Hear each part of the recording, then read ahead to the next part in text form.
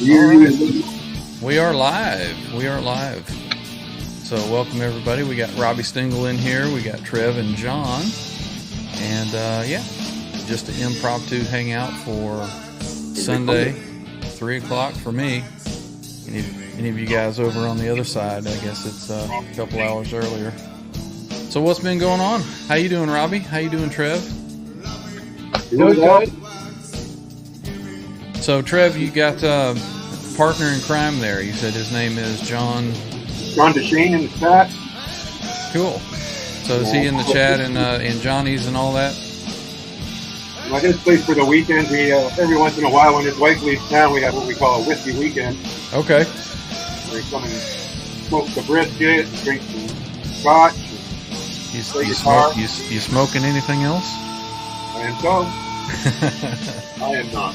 Oh, cool, man.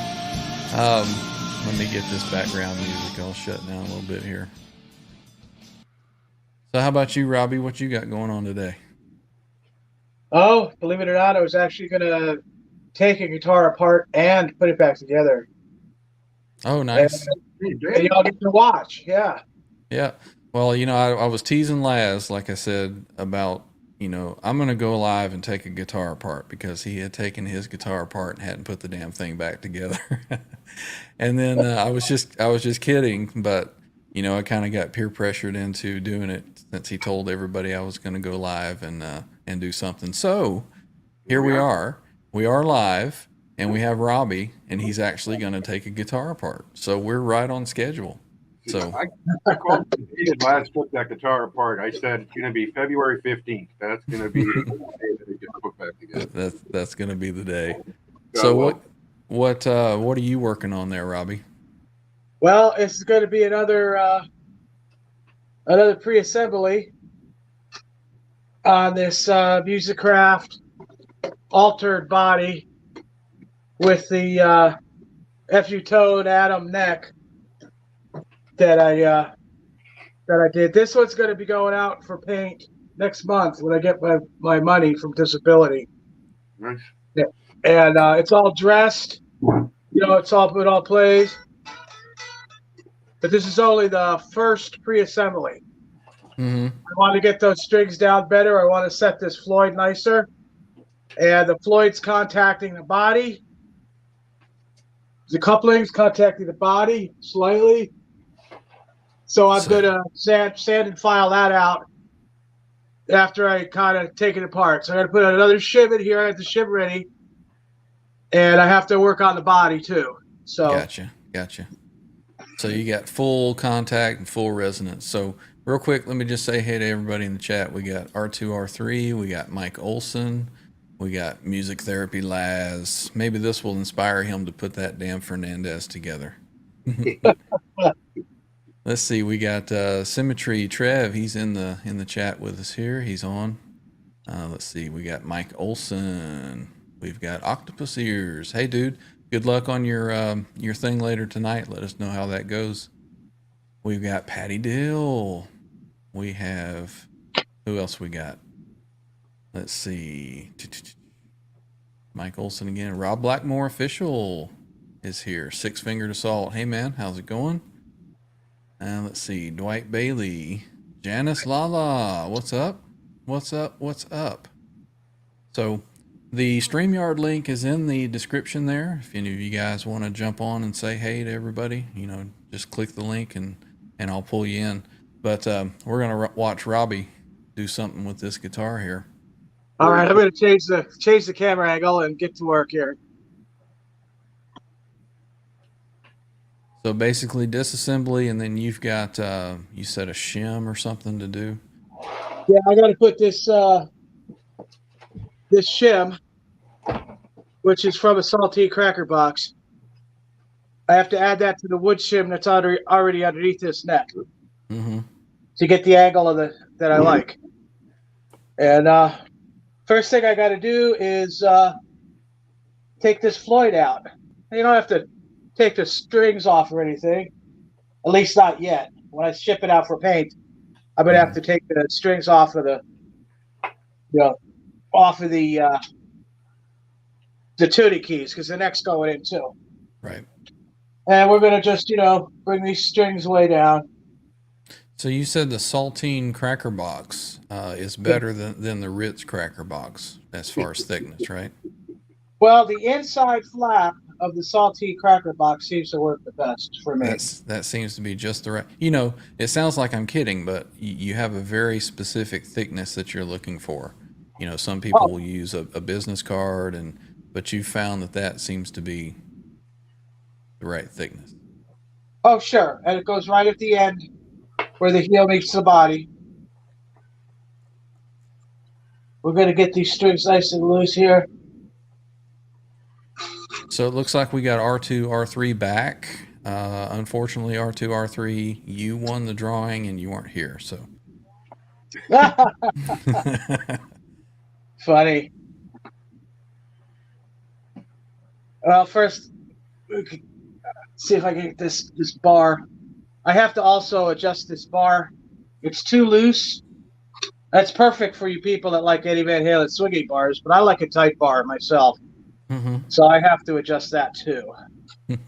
Now, I've always heard, and I can see the point in it, but when you have tension on the Floyd Rose, you should not be turning those stem screws. Is that correct? Well, you could get away with a little bit, but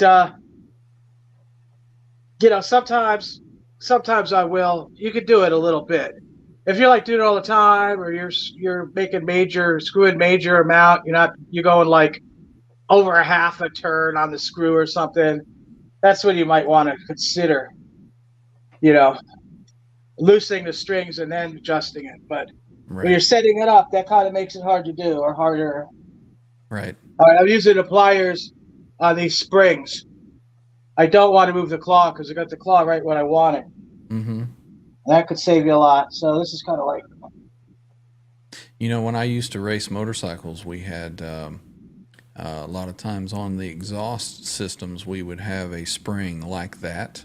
Yeah. And I had a little special tool that had a hook on the end of it and a little triangle.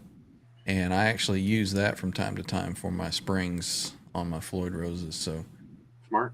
You can make some kind of cool little tool to pull and release those. But I know Robbie's old school. He likes to use the old pliers.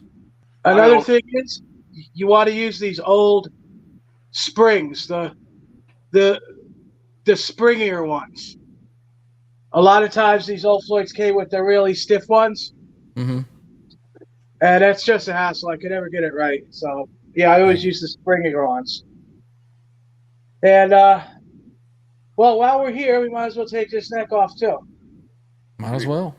Rip that First, thing I'm going to slide this Floyd out of the route with the springs off. If the strings are loose enough, which I think I had a tight one here. Just crack your neck. It'll come right off. No, I always, because you just loosen your 4 bolts there and she'll come right off. There we go. So the Floyd is disengaged. It's still going through the locking nut, so that's not a big deal. Mm-hmm. Although I am going to tighten these adjuster screws to keep the tension on the tuning keys, so it doesn't turn into a big mess. So we'll tighten that up. Well, nothing can be as big a mess as the Laz Fernandez. Well, that's not necessarily true. You know that I am just ribbing on Laz. I enjoy teasing him and poking fun, and it's all in good fun. He knows that, I think. I hope. Oh yeah, Laz is a great guy. He's a good sport, no doubt about it. Yeah, Laz. Okay, so instead of using a power drill, I always use the hand. Ever since I saw Edward totally destroy that guitar with a drill, I've never done that. What about you, Trev? Do you prefer the screwdriver or the drill? I use a drill for disassembly, but I use a screwdriver for assembly. And that goes for pretty much coffee machines, cars, whatever. A little more control on the reassembly. You can get the work right. You can feel if you're, getting too much I use a drill, but you set the clutch really loose, right? Right. So you can't over. Same with taking off the bridge and everything. I just take the 4 bolts out a little bit on the neck, and then it relieves the tension on the Floyd, and you can pop it right out. Yeah. Well, the drill that Eddie had, the Makita drill, didn't have a clutch on it. No, That's how he got that sound on Pound Cake. Oops. Let's get back to Robbie. Back to you, Robbie. Okay, we've loosened these, detorqued it with the plier, like this. Yep. And that's how I torque it on too. And we're unscrewing the screws. Now this is very tight. The very tight holes, very tight pocket. So what is the torque reading on a neck? Basically, I do it about as tight as I can get it. Right? Yeah. I remember seeing pictures of some of Eddie's guitars, and it looks like they were torqued so much that they bent the neck plates. That's it. Well, that could be true, especially the ones that had the extra holes drilled in them. Right. That could weaken them. What was that you said, got... Trev? Did you want to share with the class? I always hand tighten them. Once it gets tight, I go, that's it. Give it a bunch. Just a little bit further, and then, yeah. And then your crisscross thing. Yep. And that's it. And then it'll settle in once you tension it back up and play for a bit. And then you give her another little tweak, and it's been solid for me. Good to go. 30 years. Yeah. Well, with mine, a lot of times the pocket is so tight. The pocket's so tight, it's hard to get the screw to bring it flush, especially on the first assembly. Gotcha. Yeah. All right, now we get to remove wood right down here because the coupling is hitting the wood slightly. Right. Not only that, but you have to have enough. You have to have about 2 millimeters more for when it gets painted, for the thickness of the paint. So are you going to use a Dremel for that, or do you have a router, or what are you going to do for that? I'm going to hand file first and then switch to sampling. Okay, so this is all old school, hand done. Oh yeah. Cool. This is great. All the way. Yeah, man. So we got a Kurt 5150 in the chat. Welcome in. He's saying hello to Symmetry. Cheers, brother. Although I see he's drinking coffee. It's kind of late for that. It's afternoon, Kurt. Time to pop open the whiskey. Let's get back to the action here. This is old school. This is awesome. I love it. Yeah, man. Yep. That's how I do everything. So what components do you have in there? What brand pot? What year Floyd is that over there? Okay, that's a 1984 Floyd that I got from Uplander. And it's got this is a Mojo Tone taper pot. Mm-hmm. Oh, that's right. You said that you buy those in a kit and they come with that .002. Well, no, they don't come together. I have to buy them separately. But yeah, this one has the orange drop .022 600 volt capacitor. .022. Gotcha. Right, and it's soldered to ground. It goes from hot where the pickup attaches to the behind the pot, and that makes it warm. If you bridge this across to the other connection, you're making a treble bleed circuit. That will be trebly. I do not like trebly. Right. So basically a treble bleed circuit is when you turn the volume down, it keeps the treble there. You don't lose as much, correct? Yeah, it keeps your high end. Yeah. But it also makes the whole thing sound more trebly. No, you can do a stop pot, right? Where in your full up, nothing's engaged at all. That's how I have my number one. And there's like 30 different values you can use for treble bleed. And I'm not a guy that likes it super tinny, but I do like the treble. So if you put the lowest one in, I'm one up from that. And when I'm fully on 10, it's bypassed completely. Nice. Right. I mean, that's what I do. I never used a tone. Well, this doesn't have a tone, but yeah, it really just affects the overall sound. Yeah. Just having it hooked up like that makes it a lot warmer. Gives me better feedback. You know, I love my feedback. Mm-hmm. So I think that we might all need to go and pop some popcorn to watch this. So how much material you think you're having to take out of there? At least a 30-second. Oh, so not much at all. Well, Bill.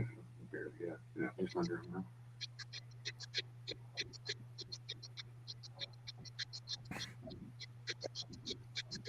And what was the pickup you have in that? I noticed it was set very, very low from the strings. I know you don't like it up higher. yeah, I set it about as low as I could go because I really like the ambience between this and the string. Mm-hmm. And this is a 78 Seymour Duncan custom shop, staggered windings, wound by Marcelo Juarez. Yep. Excellent pickup. You can see here where I filled in the truss rod adjustment route. Mm-hmm. Because anybody worth their salt should be able to take their neck off and adjust their truss rod if you have to. Yeah. Which I really never have to do. Now, I saw somebody in the chat last night on Johnny's that had asked about the pickup that you were giving away, and something came up about a staggered wind, and they said, what does that mean, a staggered wind? So, okay, what it means is that there's more wires wound on one side than the other. Now, your country people, or like Lindy Fralin, he will always stagger wind on the screw side. Yeah. That increases treble. But Edward told Seymour Duncan to wind more wire on the slug side, and that makes it warmer. okay. And you know why? Because he's using a 40 gauge string. 42. No, Edward used a 40 on his low B, low A, right? Oh, you're talking about the playing string. I'm talking about the wire. Yeah. So he compensated with the staggered wind to bring it up, to fatten it up. Yeah, well, fatter is like warmer. Yeah. No, you're right. You're 100%. I'm not saying you're not. It's but his string gauge was so small. That's why he did that. Interesting. Yeah, he overwound the bass side to compensate for the super light gauge that he was doing, and his picks were super, like 67 or something like that. You know, pretty floppy. But that's a great pickup, man. That is a fantastic. I've had that in a couple of my guitars. Oh yeah, it's absolutely my total favorite. Although this one has a logo on it. They were kind of hard to find. I could only get this one with the logo, so I said, okay, I had it. So I used it on this. Nothing a little sandpaper won't take care of during relicking.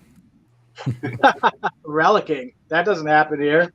Oh, this is going to be a complete clear coat. Fancy. Oh, yeah. Fancy finish. Yeah. Just like it came out of the paint booth in 84. Right. So I hear there's some debate about that. You know, a lot of guys says, no, there was no clear coat on it. But you know for 100% certainty, because you were there, that thing was clear coated. Absolutely. I held them. I kicked them around the floor. We took them out to the parking lot. We kicked them around there. It was a really good clear coat. Wow. These guys are talking about the guitar 10 years later. You know, it's different. It wears off over time, especially if you play it like all the time, like Edward did. Mm-hmm. And of course, there were 5 of them. Don't forget that. Well, he had, let's see, 1984. You know, he was still playing the Frankie, or the Beak Neck Frankie, right? Yeah. And then 85 was Live Without a Net recorded in 85? 86. 86. Okay. So that's 1 year later. So I guess that had some time to get relicked and dull looking.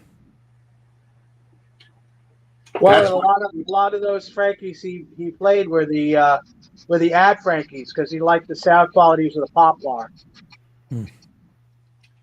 And if I'm not mistaken, I think that's when Eddie switched to your live rig that you've got there with the wet, dry, wet.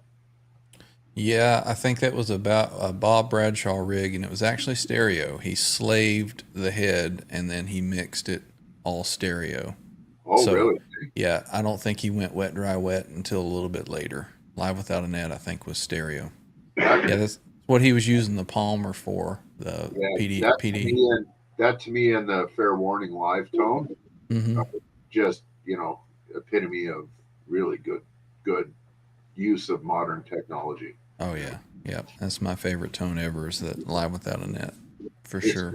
it's like the guitar. It's almost like a low output PAF, but he's got so much girth around the tone. Mm-hmm. Where, it almost sounds like a bit of a single coil almost, but he's got the ball still, right? And like I watched your video this morning on your rig rundown, and that's it. I mean, you got the Eclipse instead of the 949 and all that stuff, but Yeah. that's it to a T, man. And it's fucking great. It sounds really good. That's about as close as I could get without buying very, very archaic stuff that I would be worried about. Then you'd breaking have to down. go to like an old Plexi, right? And then you have to run a load box in between. I think you do already, but you'd have to run a attenuator. Yeah. Yeah, no, this is all just straight head to dry cab and then signal tapped over to the rack stuff. But I'm sure there's guys out there that go super, super crazy and get all the same exact gear that he had. But I did it. The point, though, right? You get to the point where you're happy, and that's it. That's it. Yeah. I certainly don't have the same amount of gear that you do, but I've got the H90 and I've got 2 cabs running and all the rest of it. So I can get pretty close to your. You did a Summer Nights video, which is just killer. Oh, thanks. Yeah, it was great, and I can get really close to it. Mm-hmm. I mean, for me, when I play, I take that tone with the delays, everything the same way. Your 250, 500 delay, and I bring the whole mix down to about 9%. So you can't even hear it until it's off. Mm-hmm. And you turn it on, and it just gives everything a nice little love, Yeah, I had a John, tell the rest of the class what head you're using. BE 100 Deluxe, yeah. BE 100 Deluxe, yeah. I had a buddy over the other day, and I said, "Here, just play through this."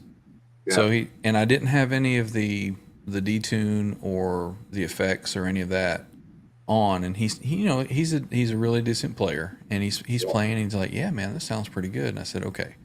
So I engaged everything. I said, "Now play." Yeah. And he starts playing, and he's like, "Man, I don't really notice that it's there, but I notice that it's there." You know what I mean? Yeah. The feel under the fingers. The feel, yeah. There's something about that, right? Mm-hmm. And it's. I mean, we're talking 1986, okay? So it's a little bit overdone by today's standards. Mm-hmm. So that's why I dial it back so much. But I don't care what the percentage is. I dial it up until I can feel it. Yep. And that's it, right? Yep. You can't hear any of the phasing or any of the stuff that was really cool about it way back when. Yeah. But it still feels so good as a player. Yep. And it's always on thing for me. Always on. Yeah. So like even here, I can take.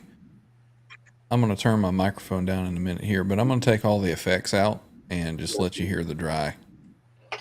Cool.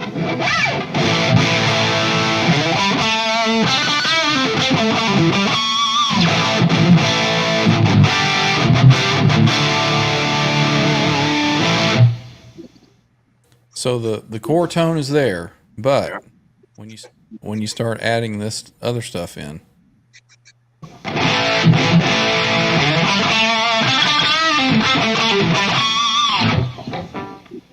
there it is, man.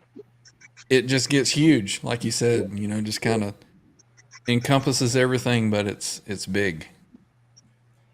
So, in modern day standards, right, you got to dial that back just a little bit because I like an Ampeg bass amp with Mm-hmm. with my bass. So we got, God bless Michael Anthony, but he was overblown by that huge tone, right? Mm-hmm. So that's where you got to kind of pull it back a little bit and give back a little bit to the bass player. Yep. And when it does, and it all comes, the whole band just goes from this to that. Mm-hmm. Mm-hmm. It doesn't matter how shitty you're playing, almost, right? It's like you got it's an instant Cool factor of 10. Yeah. Yeah. It really is. The band that I was in several years ago, I was the only guitar player, sort of like, Eddie was. So that was one thing that they all said was that, man, that sound just kind of, it's so full, it sounds like there's more than one guitar. So I can really see That's why. the right thing, though, right? A lot of guys, they make the mistake of loading on lots of bottom end and resonance and all the rest. But you haven't done that, and that's I'm from the Pete Thorne school of tone, right? Yep. Flexy, it's brash. It almost sounds like shit by itself. Mm-hmm. Right? But you put it in a band context, and then you add what you've got there with the reduced percentage, and it sounds fantastic. Yeah, it just lights it up for sure. And if the bass player's doing his job, you're just as heavy as you ever were. Yep. Yeah, if a bass player is not playing, a note and it's thumping you in the chest, he's not doing his job. So some people have been asking about, a more economical way to do like a wet, dry, wet. And the H90 you mentioned that you had. Hey, Zach Thong, welcome in. Sure, you said you had got the H90, which was recently released. What's your experience with that? As far the as H90, so prior to the H90, I had the Eventide Micro Pitch, the .9 pedals. Yep. And that was good. It was good. But the H90 will take you from, it'll say EVH 949, EVH H3000. Oh, there's a lot more. You can really dial it in, right? Yep. I mean, it's taken everything from the Eclipse and the 3000 and whatever their latest one is, the big $14,000 rack unit. Yeah, I think that's a H9000 or something. Exactly right, but it's put it in this pedal, right? And honestly, they've got some presets there like Drop Dead Legs. Really?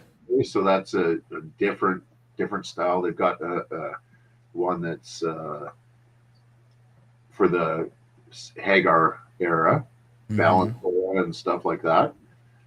And they've got another one. So it's very deep, right? But it's not a cheap unit. But yeah, it's about $900 from what I saw.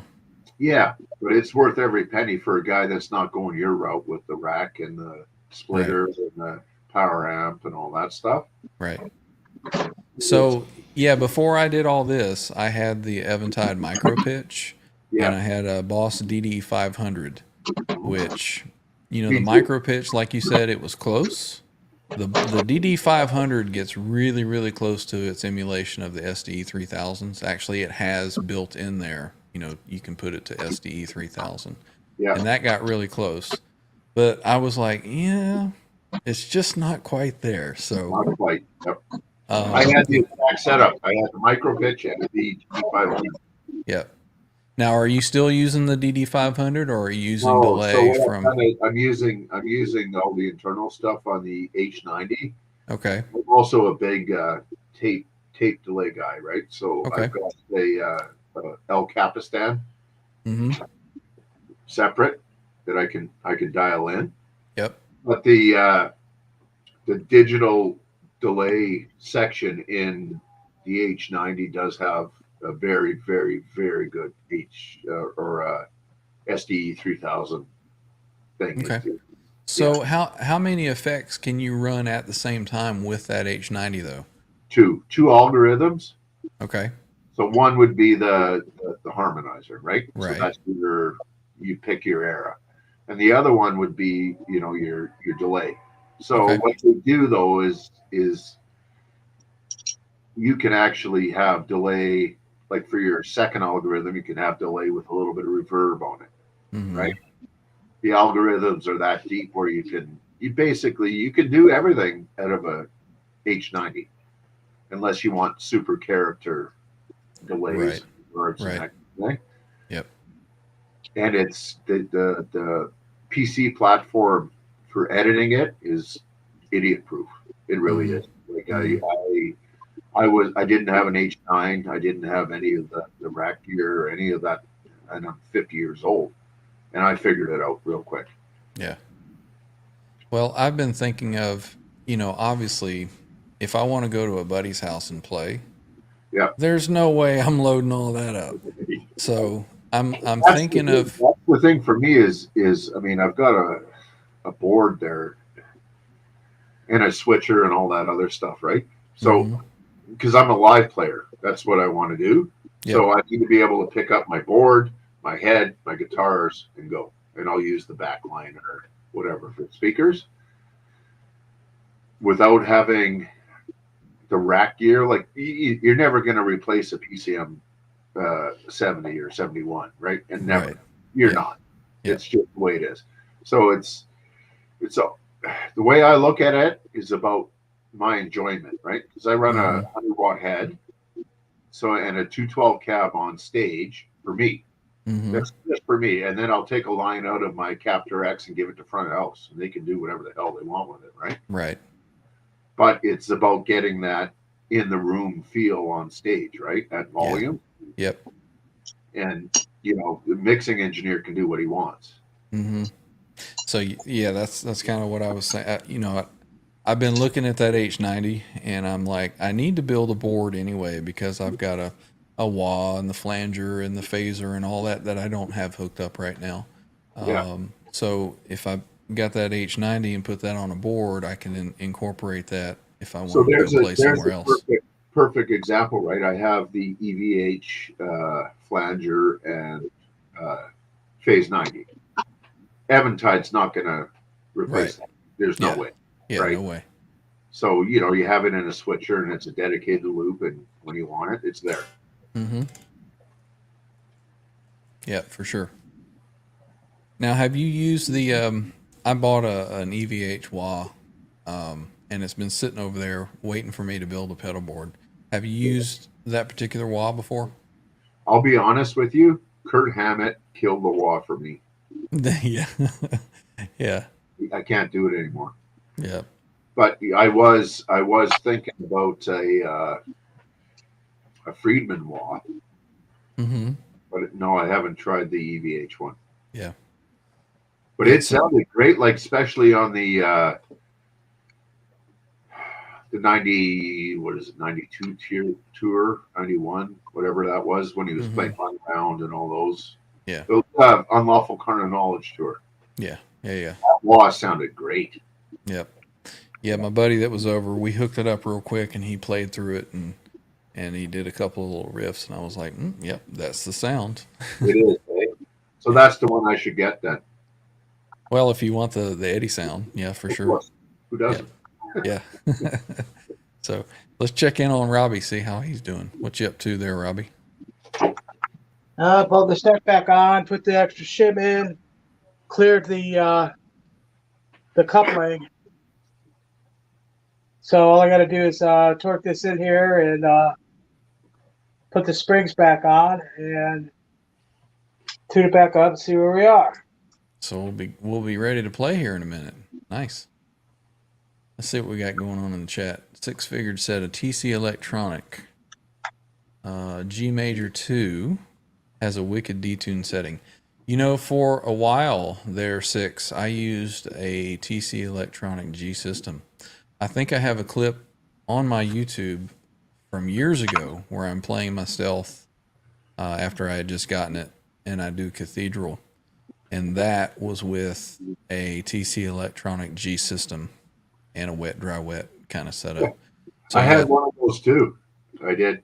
You had the G system? Oh no, I didn't. I had the G Major. Yeah. Yeah, the G Major. Yep. I tried the G major and it sounded really good. The G system sounded very similar, but I like the layout of Yeah. the Yeah. G system for floor switching, and that's what I used when I played with my band live, years ago. Yeah. All this back here, this is just stuff to make me smile, Yeah. when I come down here and play. I always chased that tone, and I don't know if I ever go play live again. There's no way I'm toting that around. Well, Maybe, you know what, though? But you come down and you play the intro to 5150, and you're yeah, ear to ear, man. Wow. yep, for sure. What I've been thinking of doing is I've got a Friedman JJ Jr. right Yeah. there, Yeah. and I found a place locally here that has some of the cabs that go with that head. They've Yeah. got two of them, and they're wanting like $400 for them. And I'm thinking of picking those up and maybe a third one, Yeah. and There then you go. just doing a little 1x12 kind of rig with three 1x12s, and Cool. doing a little miniature wet dry wet setup Yeah. or something. That'll work Yeah, something a little easier to tote around. for sure. The old back is not what it used to be. Nope, it's not. Let's see what else we got in the chat here. R2R3 used to use the Boss pitch shifter like Rob Johnson used to use, but now you use the micro pitch. How do you like that micro pitch? R2R3 does well for you. Great little pedal. Absolutely good little pedal for sure. Oh yeah, absolutely. If you're It's looking not for going to get you. It's not going to get you the live without a net thing. It'll get you the balance thing. yeah, it'll get you close, and it's what, $250 for Yeah, that pedal.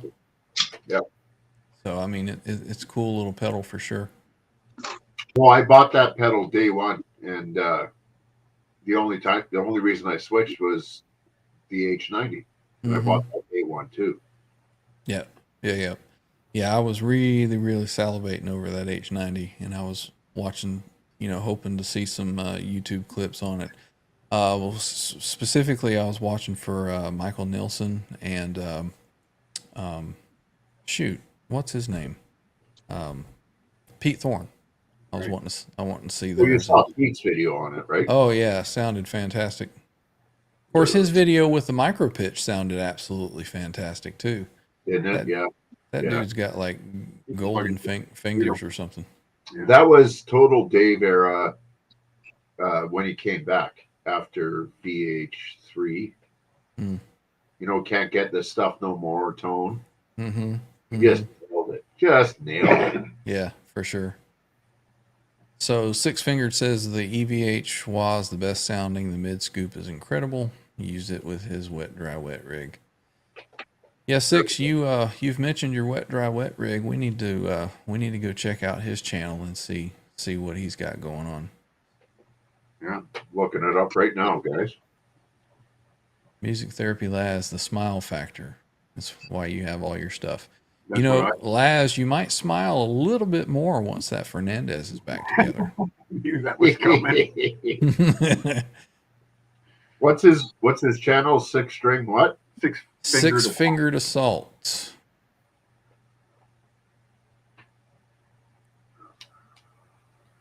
It's irritating because you used to be able to click on people's names and it would show you their page, but it doesn't do that anymore unless you're on a phone. I think the phone app, you can still do it there. It's not. His page isn't coming up. If you're a moderator and you click on someone's name, their channel will come up. No, my first result is the BBC. Maybe it's because I'm in Canada. He says he's got one video up. He does Cathedral. Yeah, I think I remember watching that one. What a lot of work that is. Wow. Let me see if I can find his channel. I'll put it in here.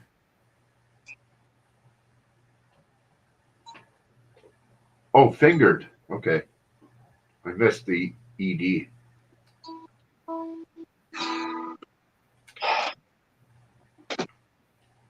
There it is. Subscribe, my friend. You got it? Yeah, I got it. So when you tear it apart like this, put it back together, you're gonna have to mess with it to get the Floyd to even out. So you just got to keep on tuning it until it stays in tune, No. and then you could, like, if you have to adjust your claw for your Floyd tilt. And usually this takes a little bit of time. You know, the way that I've always set up my Floyd when it's slammed to the body is I will tighten the claw up really, really tight, and then I'll tune it. And what I'll do is I'll start bending a note on the B string at the like 14th fret. I'll go up two steps, and I'll go up 2 steps until that Floyd just starts to raise up with me loosening the claw. And just as it starts to raise up, I stop. And that's 100%. Where I leave it. 100%. I want the minor third out of it. Yep. And then anything else is fine. Yep.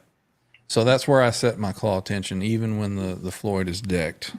And a lot of people on a floating Floyd, Robbie, don't realize that the easiest thing to do is put a shim and block it in the exact spot that it's supposed to be, and then tighten your claw and tune it to pitch. And then once you're tuned to pitch, remove that block and then adjust your claw back to the level position where it was, and you're good to go. It's quick and easy. I've never done it that way, but yeah, that's about the only way to set up a floating Floyd, in my opinion. What do you guys think? Could not have said it better, man. Yeah. Whiskey or clock? You got some of that for everybody, right, Trev? There's enough for the whole class. You guys all come down.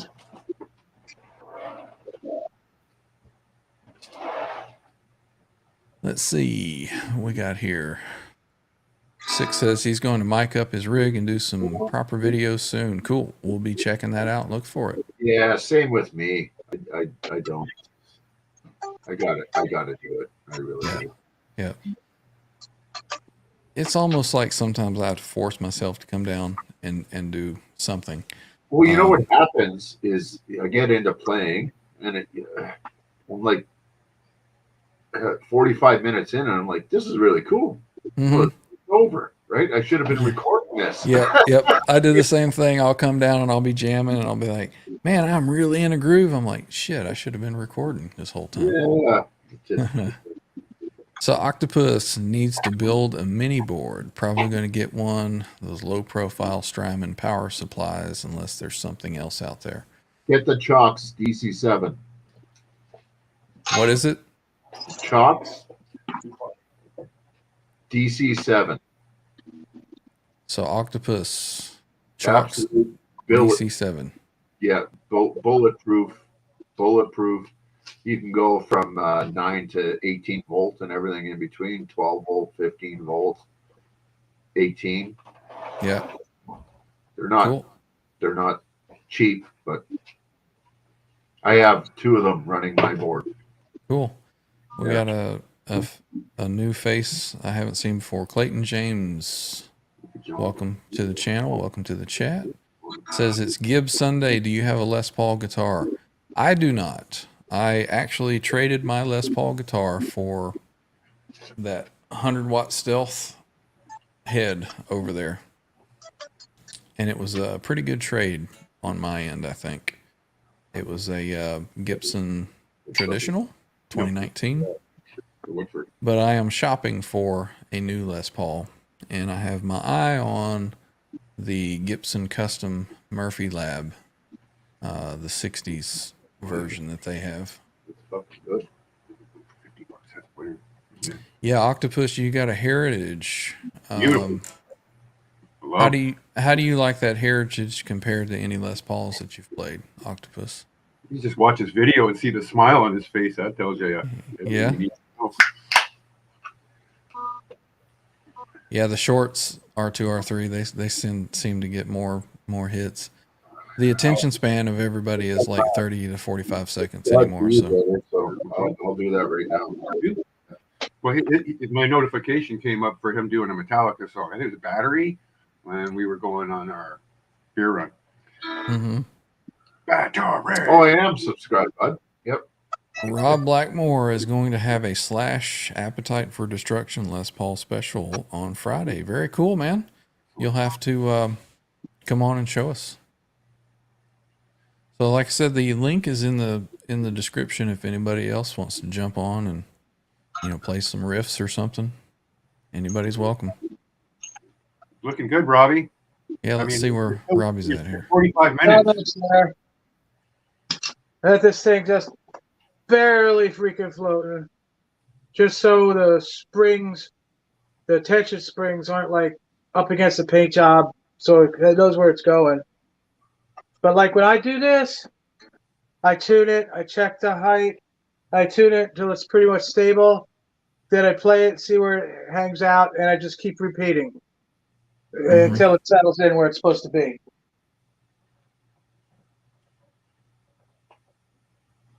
Nice. No magic bullets here. No, it's hard work. That's what it is, man. It always is. I'm so used to it. I don't mind. I wish we could hear you tuning.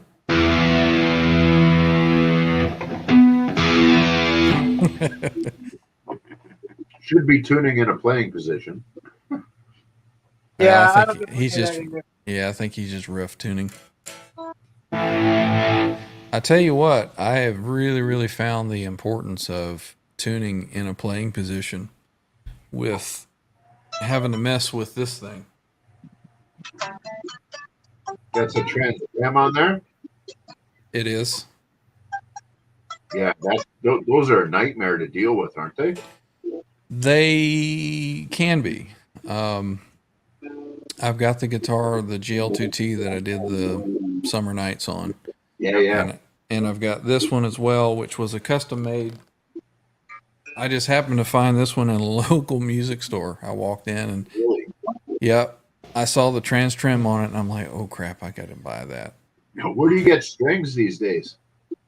Well, for this one, it has a locking nut on it. Oh, okay. So I just use regular strings on this one. So this one was a bit of a problem. The strings for the other guitar I get from Headless USA. Labella still makes the strings. I get the 1046 for the calibrated for the trans trim, and those are perfect. I don't have any trouble with that one. This one I was struggling with. It seemed like I'd put one set of strings on, and they would be close, but they wouldn't be right on. Yeah. Another set of strings would be better. It seemed like one string would be giving me a problem, and I'd have to pull it off and put a different string on, and then it would improve. Yeah. However, I recently found a picture of Eddie's PV Wolfgang that had the trans trim on it. Yeah. And the locking nut. Yeah. And it was a close-up picture of the bridge right here. Yeah.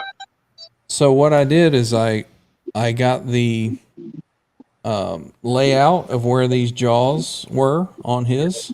Yeah. And I set mine to the same exact spot of where his were. And wouldn't you know it, everything just kind of corrected itself. So the way that these things work, I don't know how familiar you are with the trans trim, but the length of the string, that's why they say the other ones are calibrated. Yeah. The length of the string needs to be a certain length on each individual string, or it throws out the whole calibration process.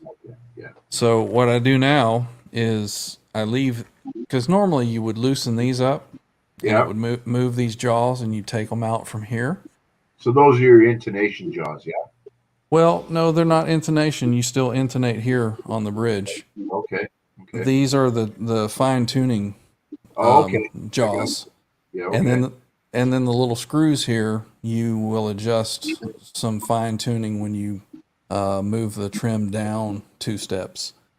But I don't move these unless I need to fine tune. So what I'll do is I'll loosen here, change the strings without moving the position of these, because these have to be in this exact spot for the string length to stay the same. Right. So Because- when floating and you're in standard, right? Because that's the only time you can really use the bar up and down, right? No, you lock. Yeah, yes, for like a trim bar. Yes, exactly.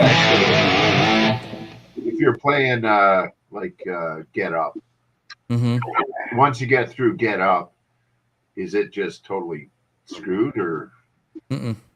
No, it can handle that, eh? Oh yeah. Let's see.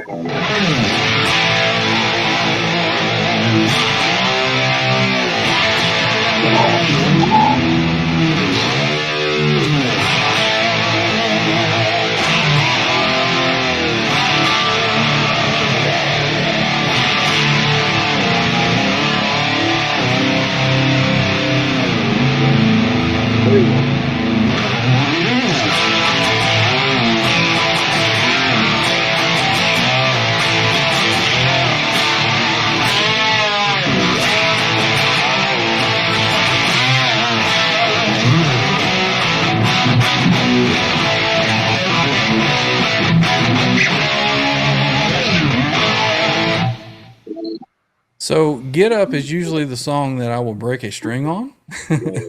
But no, as far as the tuning of it, I mean, you can see. So it handles all that for sure. And moving up and doing like Fire in the Hole or something.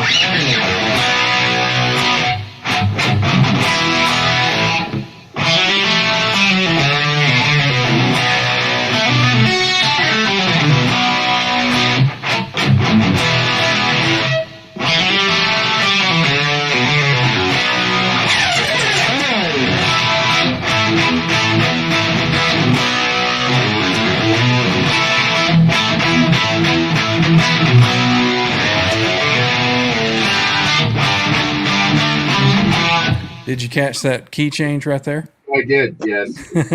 Now do at the end where he goes down in the basement.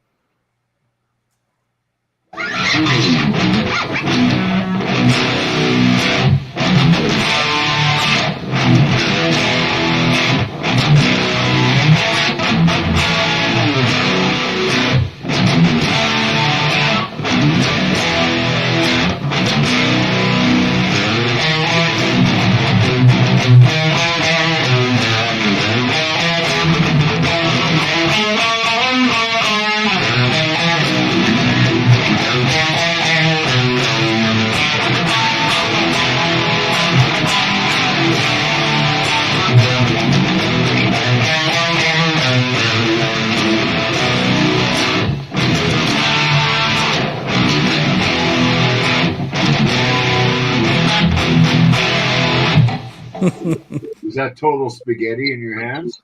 It's very, very loose when you go down there for sure. Yeah. It's interesting too because you have to change your touch. Because if you push too hard when you're down that low, it throws the notes out. Yeah. All the time. And sometimes, this thing is from the 80s. This trans trim. So it's amazing that it stays in tune as well as it does through all the keys. But that lowest one, sometimes you have to figure out, okay, I have to put a little more pressure here to get the notes to come in. But this thing is just back in a bit. Yeah, this thing is just this trans trim is just amazing. So can you get those anymore or no? There is supposed to be a company called RW Engineering, I think, on Facebook, and they're doing a run of replica replacements. Right. Something tells me that Gibson might be doing something soon with a trans trim, but if you can find them on eBay, they typically go for about $2,000 for a good one. That's and then you got to figure out what you're going to put it in. Well, that's what I saw, right? It was like it's always been a dream for me to have a trans trim. It really has been. Well, that was the same for me. So now, with the trans trim, when you're in 440 or your standard pitch, you can fucking wang it up and down and do all the rest of it. Mm-hmm. Once you take it down or up, can you still use the bar or no? No, it's locked. It's locked. Yeah. Yeah. Okay. Now, if you're good enough, I mean, you can have it locked and then whammy and then lock it right back. Yeah. To where it was. How Like if easy you were, is it to get that little wedge in, though? say again. How easy is it to get? You got to put a wedge in, don't you, as you go? It's got this little kind of pillar thing right here with this arm. Yeah. So the arm just has little notches in it, and it clips onto that little tower. So does it automatically clip? No, you actually you put it in there manually, but Yeah. So when you're doing summer nights, you have to know where you're going, right? yeah. But he's not doing any whammy stuff while he's locked in those keys. No. But yeah, so that's one of the things is when you're coming out and you're going into the solo for summer nights, Yeah. you have to know that you're going 2 down and you have to get it just right. Yeah. Or else you'll be in the wrong key when you start to play the solo. So it does take a little bit of a feel. You kind of get a muscle memory for where it is. Yeah. But yeah, I mean these things are really, really cool. I had bought the real Steinberger for my 50th birthday for myself, and then like I said, it was because I had always wanted one. I was like, I want to be able to play that song like it's supposed to be played. So that was kind of like a bucket list thing for me. And when I walked into that local guitar store, just out of the blue, walking into a local store, and I see this hanging there with a trans trim on it, and the guy there didn't really know how to use the trans trim. He didn't know what it was. Yeah. And being able to buy this, I jumped all over this thing, man. So Did you get a good deal on it too? I got a pretty good deal. I won't disclose. No. Who cares? That's awesome. That is awesome, dude. But I just have a feeling that Gibson might be doing something pretty soon with the re-release of it. That's just me. That's just kind of a feeling that I've got from some comments that I've heard. So that's for me. That's a bucket list thing. The one that you played in Summer Nights. Mm-hmm. Like I want the OG. I want, Yep. Those are steadily increasing in value because they're fewer and farther between. I sure did like your solo in that. You did your own thing. I did my own thing, and I mentioned in a stream the other day that I wasn't happy with it. And I get it now, why you read these articles and they're like, yeah, I wasn't really happy with that solo, but they just went with it. And I get that now because I wasn't too happy with it. Though? To try and recapture what Ed did, you're not going to do it ever. Yeah. Right? It's like, never mind. And what you did was great, man. Well, I really appreciate you slipped back into minor there and you did some legato runs. Mm-hmm. I mean, you did the pentatonic box right at the beginning. And I'm like, okay, where are we going with this here? Mm-hmm. Mm-hmm. And then you actually slipped back in. You did some modal stuff, and I was really impressed, man. And you know what? How we mentioned earlier about you come down and you just start jamming and you wish you had hit record. Yeah. That was one of those times. I didn't plan on recording that. I just came down. I turned the camera on. I started recording just in case. Yeah. And that's what I got. So that's what everybody else got. Yeah, I mean, there was I think a couple of clams in there, but the feel you could tell that you were grooving with Alex, man. Mm-hmm. That's what I really liked about it, right? Because he's way behind the beat on that tune. And it's definitely a specific pocket that you got to get into. Yeah, a lot of the just the string stuff that he does. Yeah. It's definitely a.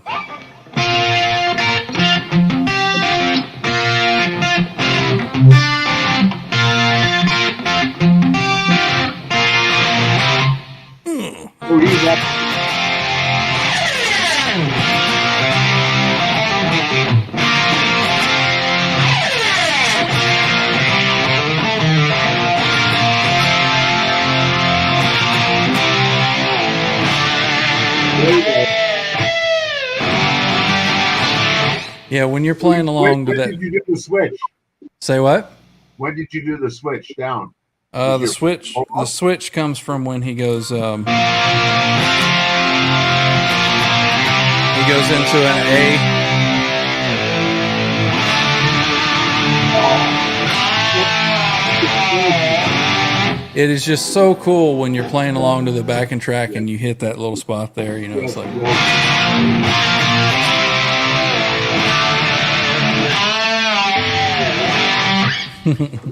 Just kills me, man. Love it. Yep. And it's just so fun when you're playing to that backing track with the real guitar and you're in the groove. Yeah, it was a lot of fun to do that. Yeah, R2, R3. I just saw that comment. He says when the red light goes on, I always F up, trick my brain, and it's not recording. Yeah, when you know that you're recording and you're trying to do it, yeah, it's just like might as well not even try it. So, you know, that's why a lot of musicians have problems with booze and stuff, right? Yeah. Got to calm the nerves. That's exactly, I think, why Eddie drank. Is you just need. Well, I was telling you, I was telling Trev earlier. I read somewhere with Live Without a Net. It was a 2-night deal. Mm-hmm. They told Eddie, "You can't drink. This is too much money, too much gear, all the rest of it." Mm-hmm. And he didn't drink the first night, and it was shit. Oh, really? And what we heard was Eddie being Eddie. Yeah. The second night, yeah. Yeah. I know that there were a little bit of a mix between the two because you could kind of tell. But that's such a great tone on that. Such a great video.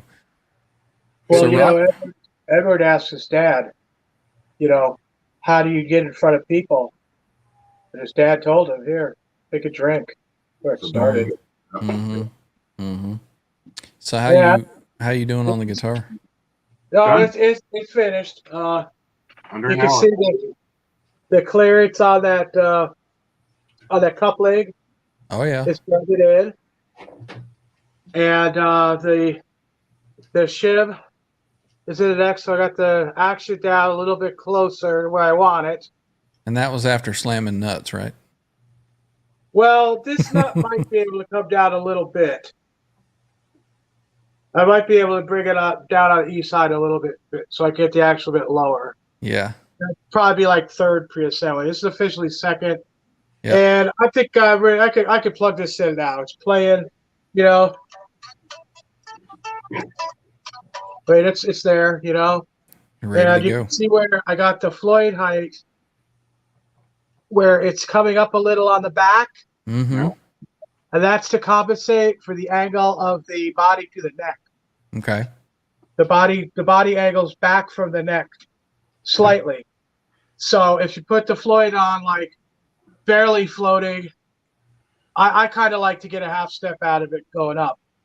But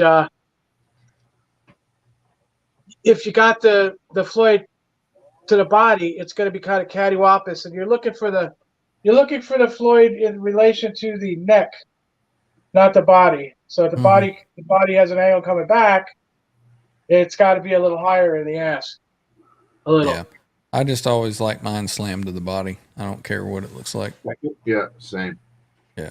But on my Strat, it's like your Floyd setup. I like to be able to get the minor third pulling up. Mm-hmm. So wow, wow, wow. Yep, it's funny. Yeah, I wanted to say was with the staggered winding, it takes the pickup slightly out of phase. It makes it sound a little more lively. Cool. Yeah. Yeah, when I set up my Strat guitar, I have an old checkbook that all the checks were used out of, and all that's left in there is the carbon copies.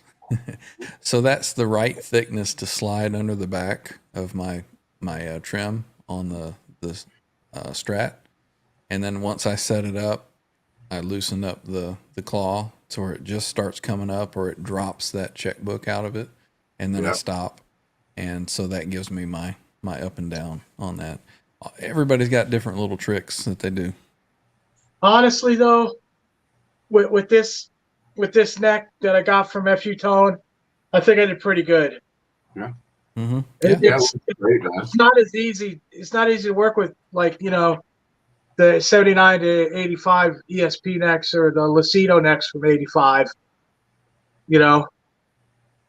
Those are a lot. I could get the strings a lot closer, faster. But like you said, I get this nut a little bit lower on the E side. The high E doesn't really bother me.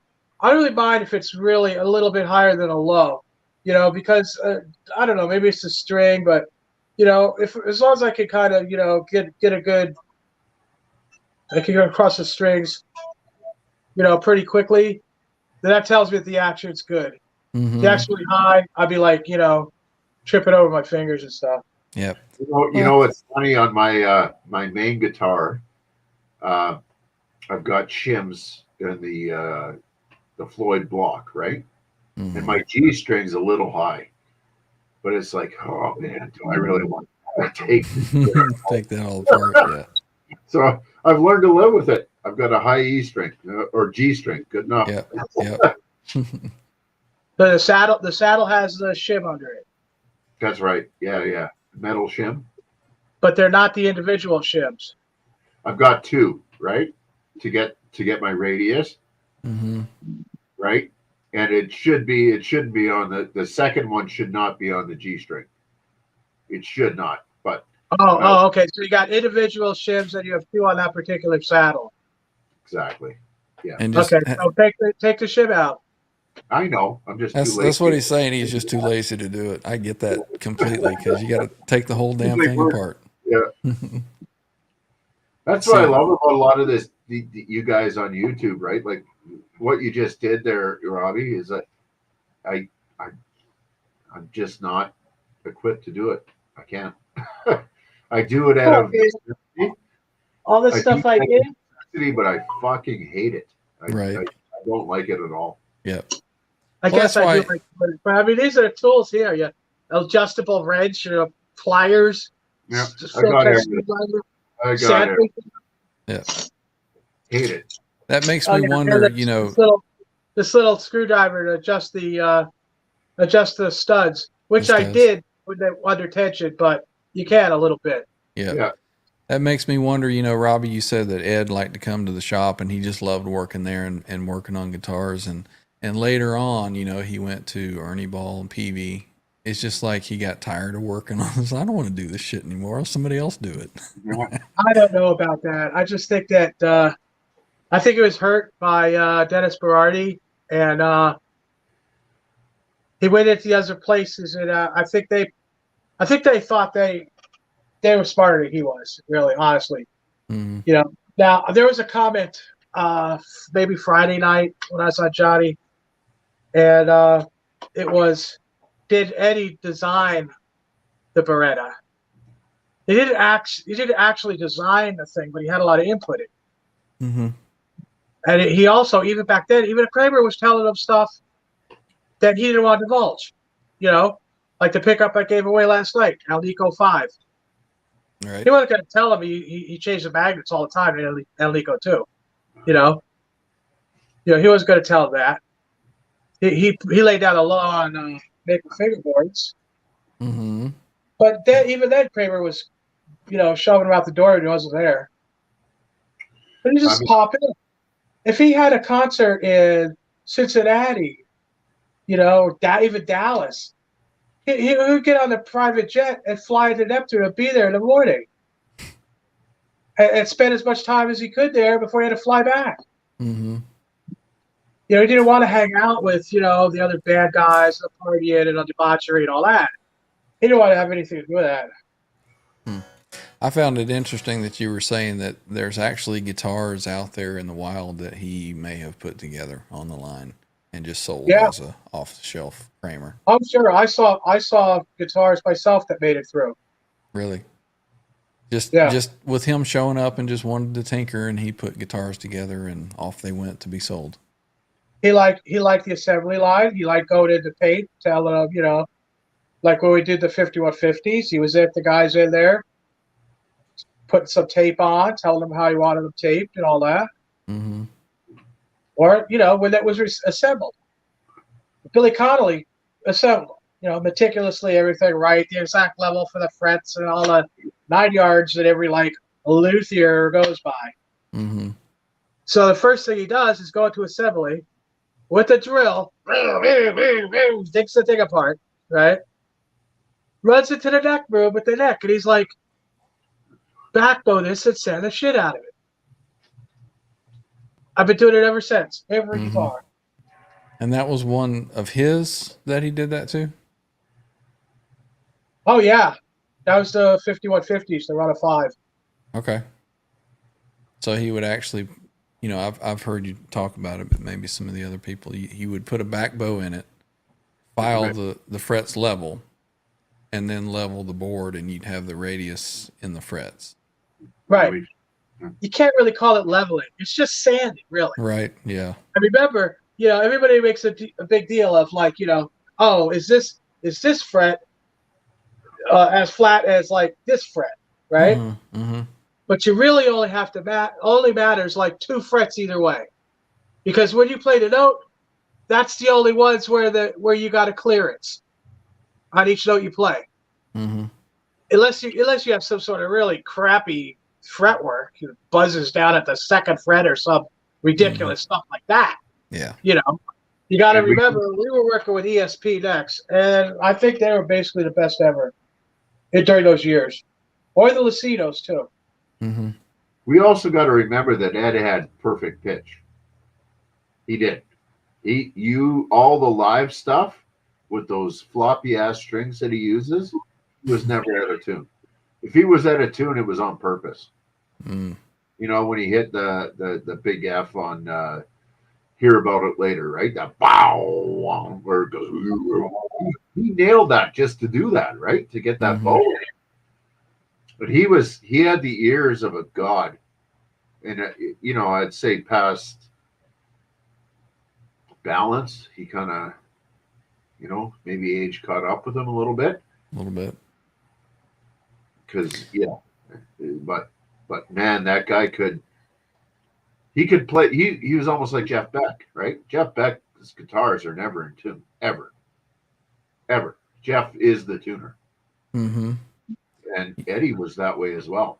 Yeah, I heard a lot of his strings, like the B or the E would be flat, by several cent. Yeah. And because of the the grip that he had, he would pull it into tune when he went to play a specific chord. So. Pull her down, pull her sharp into tune. Mm-hmm. That's kind of what I was talking about. When this thing is dropped down to the low basement B, I know that, like that little riff right there, I have to pull my finger down to get a little more tension on that to bring it up. So I can see where he got used to doing that, Well, it's funny, even like Fire in the Hole. I mean, that's kind of the most extreme, I think, setting that you can get. And hearing live performances, there's some where he didn't get it right. And it just sounds terrible, right? Yeah. There's other ones where he did. And it was, it's like, how can you be playing a guitar tuned that low with those floppy ass strings and make it work? And I can probably attest to the fact that was not him. It was probably the trans trim that was out a bit, because you figure the range that you've got on that thing. You can go up 1, 2 steps, and then you can go down on it 1, 2, 3. Yeah. So you've got what, 6 different, not counting the standard. Mm-hmm. You've got. So now that you have a trans trim in your lap, we got to talk about Pleasure Dome. Okay, which I have never tried to play. Oh, okay. Because that's a trans trim tune as well, right? Mm-hmm. Yeah, that's what I keep hearing. I'll have to look at that. Now I know that he played it on a normal guitar. Well, actually, they didn't really play it. They just did kind of like a little. He played the little jam, Pleasure Dome yeah. jam. Yeah. And the other one is Can't Get the Stuff No More, right? Mm-hmm. And Me Wise Magic. Was it Me Wise Magic? It wouldn't get this stuff no more. I think it was Me Wise Magic as well. I think you're right. Yeah. Yeah, Me Wise Magic is up 1 step.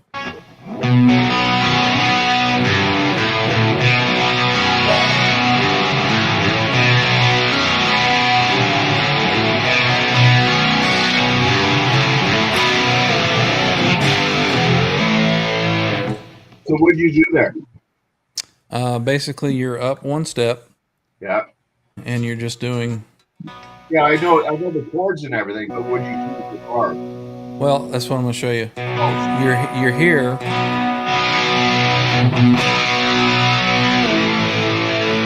Let's see. I'm trying to remember how to do it with out of context. Let's see. Okay, so you stay there. Yeah. When you're up, you go. So you drop it down and then up, and then you go. Yeah. It took me a while because I really couldn't figure out how he was doing that, and I was like, "Wait a minute, that's just simple." And that's where that muscle memory comes in, because you got to hit that drop tone down.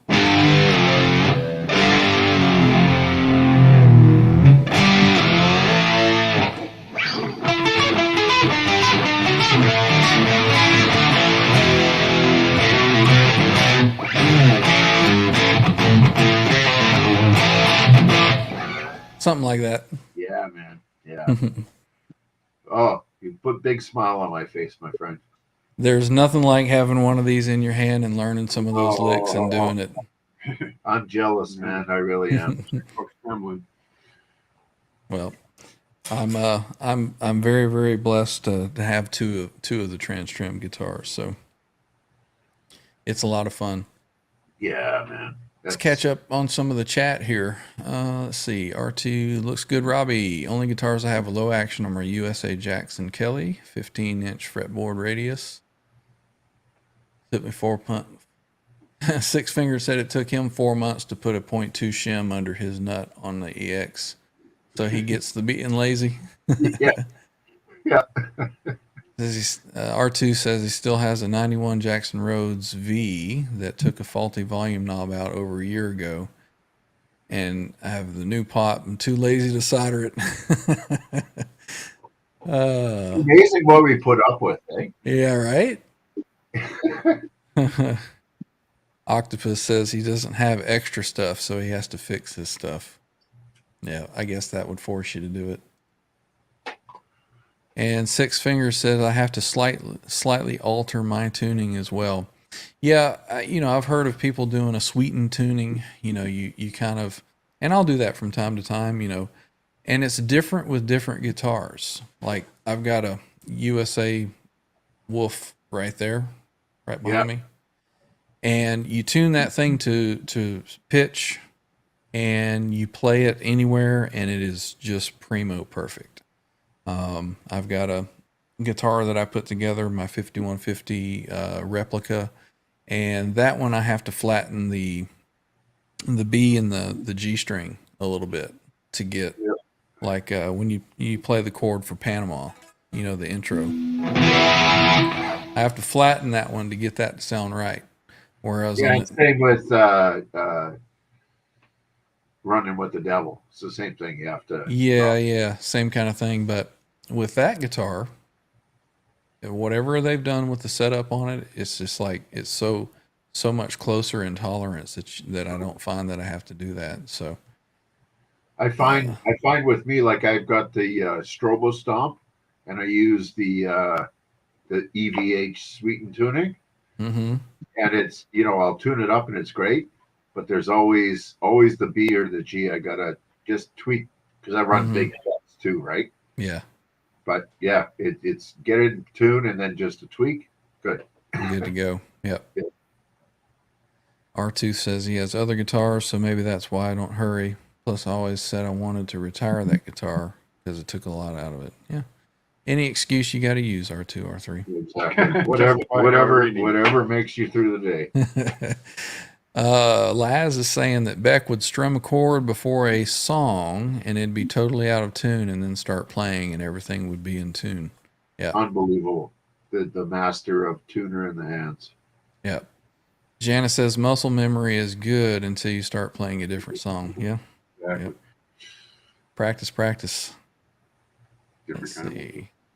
Biggest piece of advice I could give to everybody out there: play standing up. Get off your couch and stand up and play. If you ever want to play in a live situation. Yep. It's 'Cause funny. It's funny you engaging. say that. Yeah, because I'll sit here and I'll play in front of the computer, and then I'll learn a song sitting here listening to different stuff or looking at a tab or kind of getting an idea, and I'll Yeah. learn it and I'll get it down pretty well, and then I'll stand up and I'll go to play it. I'm like, oh crap, I can't play it. It's not the same position. So Janice is having to leave, so still laying down. All right, we'll see you. See you, But, Janice. guys, She says, I never sit while playing. She always stands up. Yeah, I've seen you play, Janice. You do a good job. Well, Robbie, you going to plug that thing in, or are you done? oh, the StreamYard won't handle it. It'll just be all clipped. I got you. But What I about- was thinking about doing a test video on it eventually. But I've got kind of like a lot going. I got to do the Aerosmith Last Child. I've got Blondie Rapture. Then I got the Cars. You're All I've Got Tonight. And then I've got to do Needle and the Damage Done for Sean Hockey and Mike Olson. So basically, what you're saying is you don't want to waste it on my channel. You're going to save it for yours. No, it would clip. It would clip the heck. Yeah. Even if I played acoustic through Yeah. StreamYard, yeah, no, it'll I just got you. clip out because everything's going through my phone. So Yeah. It's oh, mostly. believe me, I'd play it, but Yeah, it's probably mostly clipping your phone as opposed to StreamYard. Because Probably. StreamYard seems to be able to handle this. You're running right into your interface through like a Captor 2 or something like that. I am running 3 SM57s that come right over to my Rode Procaster 2. Yeah. It has 4 inputs for microphones, so I use one for this one, and then the other 3 just go straight into the mixer here.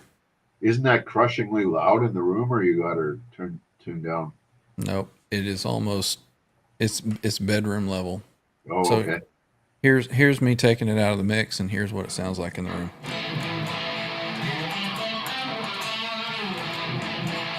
I can actually play that at 2 a.m. while my wife is sleeping upstairs and she doesn't hear it. I play at 2 a.m. and I shake the Raptor. Now I could shake the whole house down if I needed to, but I mean, it's a pretty good level for just doing this, and it sounds pretty good. So what's your main amp? Is it the 6L6 or the EL34? Well, for years I had I'm all backwards here. I had this one, Yeah, which is the standard, OG 5156 L6, right. and that's what I used for years. And then I got the EL34 version. The Stealth, yeah, That's the EL34S. yeah. And then I got the Stealth version here, which is 6L6. And Okay. this one is my favorite. So that's the one that I use. I just haven't gotten around to selling that one or that one over there. So if you know anybody looking for a 100-watt EL34 or a OG 6L6, I'm always looking for a EL34 100-watt. But Oh. why don't you like it as opposed to the 606? I like the blue channel better on this one. Yeah, I like an amp with compression to it. okay. You ever played a Soldano SL 100? yeah. Well, my B100 is like no compression at all. Okay, so you're kind of getting what I'm saying. I like it to have, and Well- as you go up in gain and volume, you start to get that spongy, or not spongy, but that more focused compression kind of feel. Yeah, I like this one because I can get that at a very, very low volume. So There you that's go. why I like that one. The EL34 actually had probably more of a live without a net kind of tone to it. yeah. But for my overall, any playing that I do, I like that one there. There you go. So, Yeah. And if I want more of an EL34 kind of sound, I've got this JJ Junior right there. Yeah. Yeah, so I mean, basically, I've got the deluxe version of all that stuff, right? Mhm. The EL34. Yeah. I just can't get on with the compression of a 606. But I mean, it's so minor too, though, right? Gotcha. It's Yep. it's potato. It really is. Mm-hmm.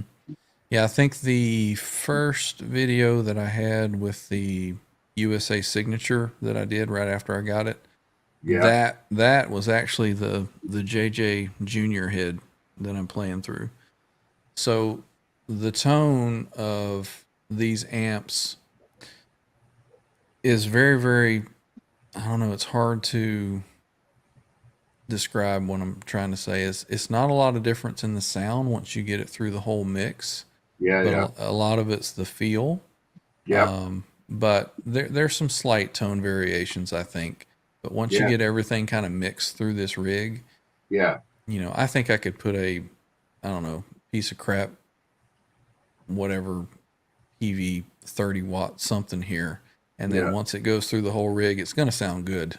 yeah, yeah. It's just a matter of how it feels and just the overall tone to my No, ear, I I think. ran an OG like a PB 5150 block logo for Mm-hmm. years and years. It was a great amp. Yep. Nothing wrong with it. And Yep. that was the 6L6 unit. Yep. But Yeah. yeah, There's I kind of got back to my roots. I'm a Marshall guy, right? Mm-hmm.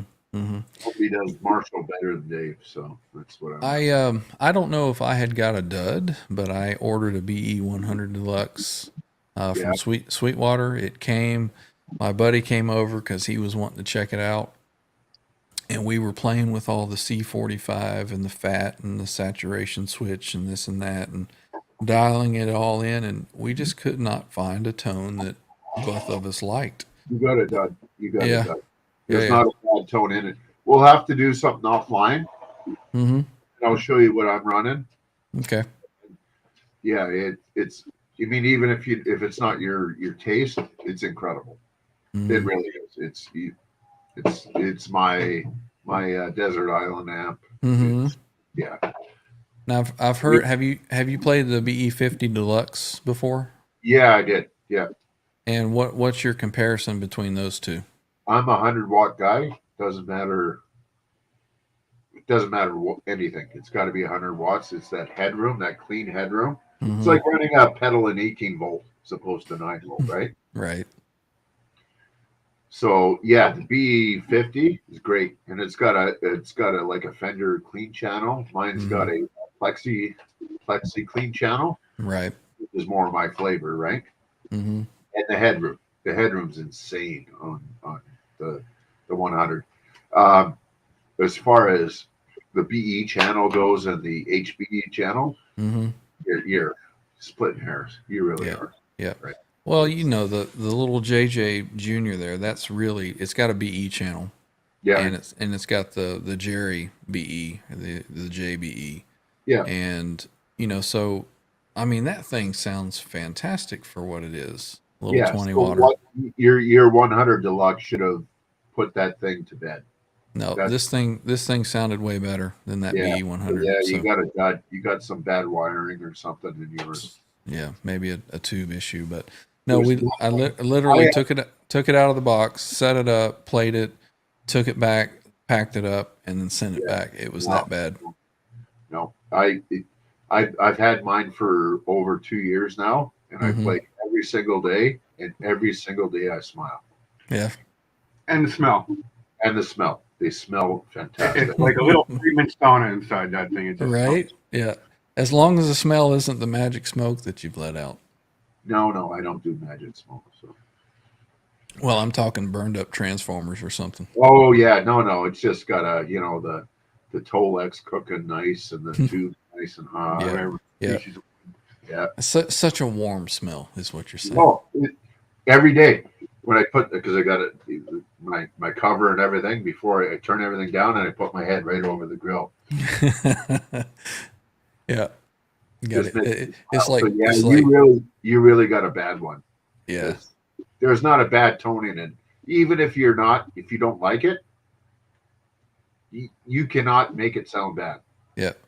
Well, that's what I was wondering because I saw clips of it, and when people would play it on their YouTube clips, I'm like, man, that sounds freaking badass. Yeah. And then I got this one here and tried it. I'm like, No, something's up. something was definitely up. And when I got mine, there was actually an issue. Like I'm old school, right? So I play at volume. That's all there is to it. And I had the thing pretty much maxed out, and it fucking died. And Dave was on the phone with me all day Saturday and most of Sunday. And he said, okay, send it back to me. I sent it back to him on Monday. I got it back on Friday. Oh, wow. Yeah. Can't beat that for customer service. Wow. So, no, it's something special to me. Laz says he likes to shake up the place. Yeah, Well, put that Fernandez back together and show us how you shake the place. R3 says, when the family goes to grandma's house for the day, the house rumbles over here. Yeah, man. 6 says, you're not having fun if the windows aren't shaking. Right.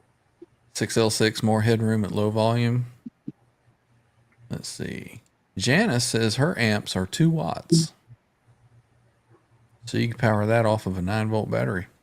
I was impressed by how loud the little Marshall 1-watt DSL I had there for a bit was. For 1 watt, it would rattle the windows in my shop, but it wouldn't rattle the neighbors' windows like the Right. Yeah. Zach seems to think that the Friedman amps are overpriced big time. I think that would be debatable, Zach. I think that customer service for what you get for the circuit that you're getting on the Friedman amps, the quality that goes into them, I think that Friedman amps are probably priced where they need to be for them to be able to make money. That little Pink Taco Mark II is like under $2,000. I think they're $1,500 US. And a hell of an amp. I love a 21 amp for that kind of money.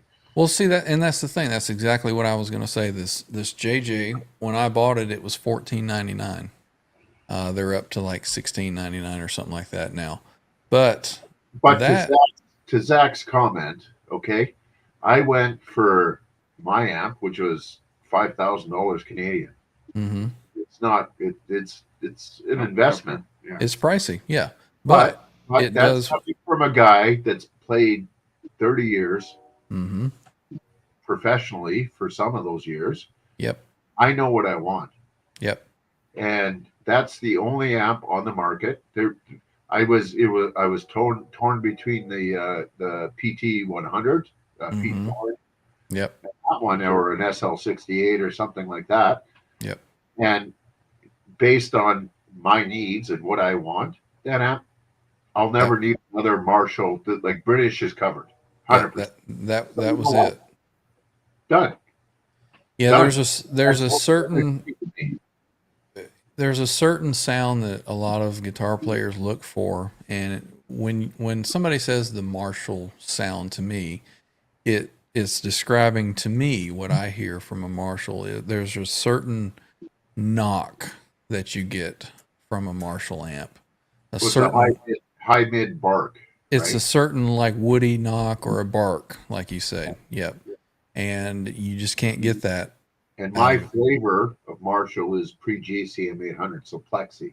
That's for me, right? Yep. I mean, yeah, well, that's what I played when I was a kid. I had the 100-watt Super Lead. Yeah. It was 71. Yeah. You talk about smelling transformers burning. It's like when you have an electric train and it burns out, that like burning plastic kind of smell. I used to go through them. I'd go through a transformer every 4 months. Oh, wow. But it played the way up. Though, too, right? Yeah. I mean, that's a big deal. Your tubes need to be matched. Yeah. Especially because you're running plate voltages of over 500 volts. You're cooking those things, right? And that's what makes them like my full on 10 guitar sound. I can go into natural feedback. I'll back it off to 7, and it's clean, dead clean. Yeah. There's something about the circuit that works with me and my guitars, and it's got to be an Alnico 2 pickup, and it's got to be mahogany, and it's got to be all these sorts of things that I've learned over the years, right? And it works. Sounds like I'm talking to myself here. Yeah, But that's to get what you need for your ear. So, you know, so does to Zach's point, you know, I can see that there's a lot of cost in that amp, but to other people, it's like that's a bargain because that's exactly what I need and that's what I want. So, 100%. Yeah, I think they're priced where they need to be for them to be able to make money on that type of thing. We're at a price point where you need to be pretty goddamn sure of what you're doing. Mm-hmm. You know, absolutely. Yeah, and you're talking about an amp that you're going to have, or somebody is going to have 50 years from now. That's right. I'll give it to my kids, and they'll give it to their kids. Yep. And you know, I love these EVH amps, but are they going to last? You know, another 50 years? Probably not. They are what they are, right? And they sound great. Yeah. And they work. I mean, the thing with my amp, and one of the reasons was that took me away from Sir was top mounted tubes. I don't do that. That's a tube fucking nightmare because you rattle them and all the heat comes right back up to the plate. And the BE 100, it's got lots of switches but it's simple, dead simple, and it's analog, totally analog, right? So it's easy to fix. In 30 years, somebody can fix this amp. It's not outdated computer technology, right? Yeah, for sure. Can't find that chip anymore. You can probably get the capacitors and transistors you need. Yeah. Rob is asking what I think of the Fender Mustang LT25. Rob, I played one of those at Guitar Center, just plugging in to, you know, just to see what it was. And that little amp sounded pretty good, you know, for something that you can just set up on a desk and, you know, just kind of jam to. Those things are pretty cool. Mm-hmm. You know, I don't know that I would gig with one, but setting it, you know, playing on the couch or something, they're pretty cool.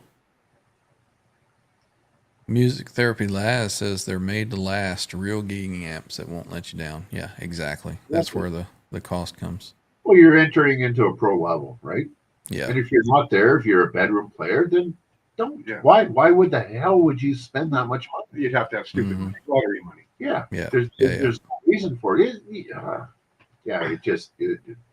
Well, you know, some guys think that a Dumble is the only thing that sounds good to their ear, so they're paying $100,000+ for a Dumble amp. You know, and back to his point, absolutely, I'd get a Fuchs over a Dumble.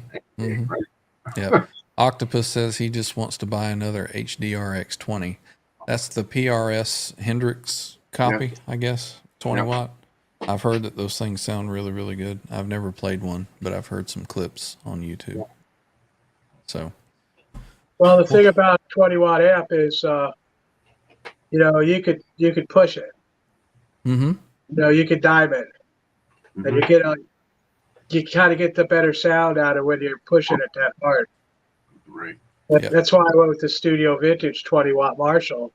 Not only that, but it doesn't have any solid state in it at all. So I'll hook it up to a red LED box or two, so I could lower the volume and still get all the feedback out of it. Mm-hmm. Okay, so here's a perfect example.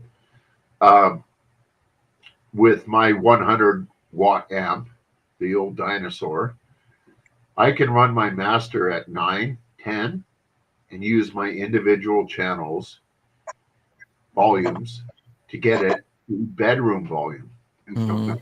And it's kicking the hell out of the power section, right? So I'm getting all that sag and all that stuff that I love out of a Marshall, but I'm playing it at talking volumes. Yeah. But again, right? Why would you spend $5,000 if you don't want that? Yeah. Mm-hmm. Well, you certainly can't do that with a Marshall Super Lead. Exactly. Well, the Plexi had, you know, you could run one volume against the other, you know, to get it to push hard. You always have to. The Marshall sounds like shit unless you jumper it. Yeah. I've always done that.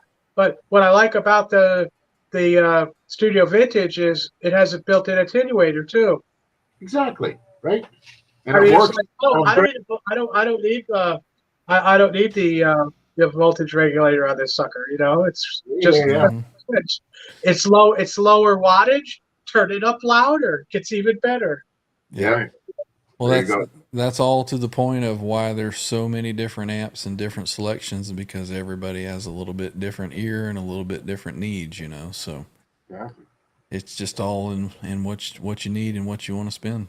And different budgets. I mean, for me, just being a guy who wants the smiles in my shop, for under $1,000, the JCM 950 watt and the 412, yeah, it's right on point. Or you might be a guy that's happy playing through a Line 6 Helix with headphones on. That makes you smile. So That would make me puke. yeah, you know, Some people are pleased than others. To each his own, I guess. Yep, 100%. I'm not right. You guys think I could scrape up the parts to build a Floyd Rose for a giveaway next Saturday out of my parts box? I don't know. You would know. That's what I'm doing now. I'm looking. Yeah. Here, I'll change the camera angle again so you guys can see what I'm doing here. That would be pretty cool. Ballot box, yeah. What technology? But you can see I've got all these Floyd parts out. This base plate has a little chip on out of the paint. Who cares? So maybe I'll give that away. Yeah, who cares about that? Yeah. I've got a whole set of these saddles that aren't like, you know, the original 80s saddles. These are like the ones that came out of Floyd's afterwards. Mm-hmm. Absolutely no use for those in my world. Yeah, man. Put together a Robbie special. And whoever gets it will appreciate it for exactly what it is. 100%. Yep. Yeah, man. That would be awesome. I've got a big brass block around here somewhere. And you know what? It goes back to the talking about the $5,000 amp. Like my number one, I'll go and grab it here in a minute and show you guys. It's a Parkcaster, and I've probably got $4,000 into it with what I've done, but it's perfect. And it's got the big brass thing, and it's got the titanium saddles, and it's got the original Floyd Rose, and it's got the Pete Thorne wiring and my mods to his wiring, and you know, everything that works perfectly for you. You know what? Who gives a shit at the end? Yeah. No, really. If it works and it stays in tunes and you're happy with it, yeah. Have you? I guess, Robbie, you have saved every single thing that you've had since 1982.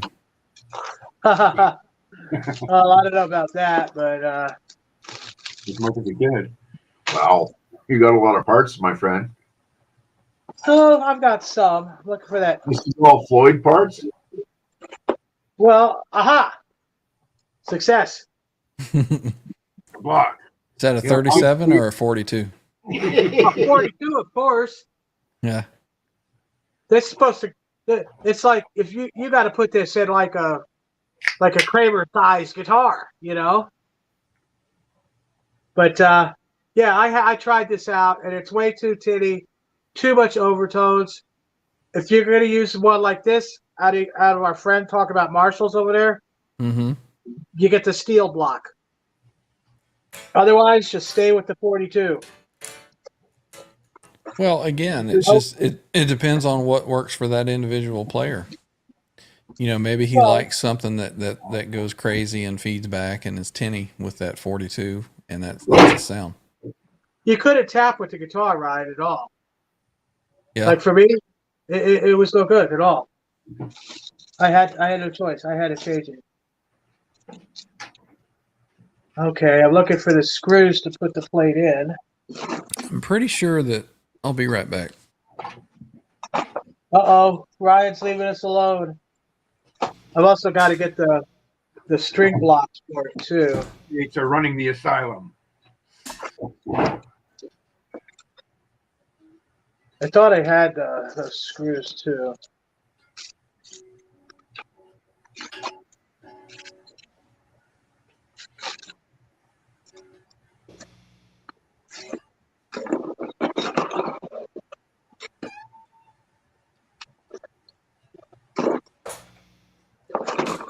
kind of hoping that Ryan was going to get his fair warning, but this will do.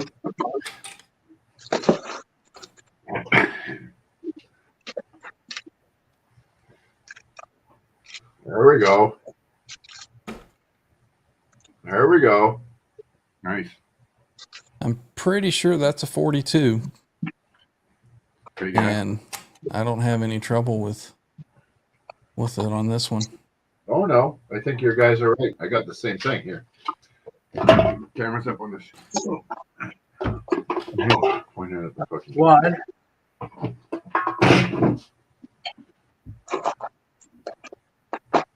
Mm-hmm. Yep. Two. Now that's a hum fender body. Yeah, mahogany though. It's mahogany, Okay. so it's Nice. a Les Paul. Mm-hmm. It's the Les Paul. This is the Pete Thorne Thornbucker 2 humbucker, the Olnico 2. Mm-hmm. And that's the original Thornbucker. That's full series humbucker, parallel. Mm-hmm. 2 is neck. 4 is parallel. 5 is split. Oh, nice. Okay. Yeah. So a And lot this of is my everyday guitar. You know, if I need catch all everything Yeah. guitar. Yeah. Yeah, it does everything. But I mean, both you and Ryan have a affection for Gilmore. Isn't Gilmore why you have a Strat? 100%, right? I've Mhm. always been that guy, right? Yeah.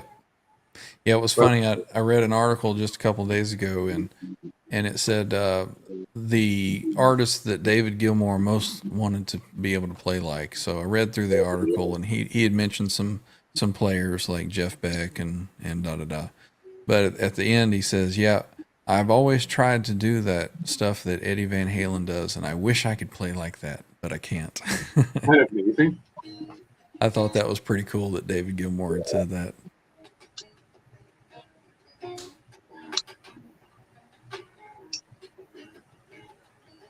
Man, he needs to plug that thing in. Playing Light Up the Sky. The bridge section, you know, that Mhm.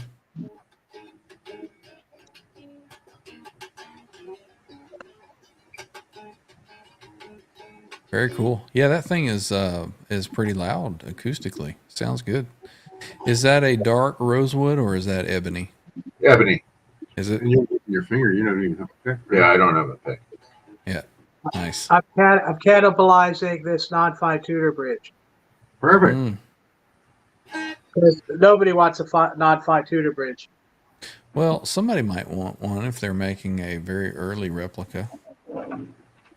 Yeah, I and that don't would know. be I think, not really practical as being a daily driver, but something cool to have on the wall that people could look at and go, wow. Yeah. That's about the only thing. Yeah, I mean, wouldn't want one. I've started to think I was going to use it, and then when it comes down to it, you know, I want the fine tuners. I want it to be able to play. Absolutely. Got to be practical. Got to be functional. It needs to work. Zach. He says, I hope I don't win that. I'm left-handed. Yeah.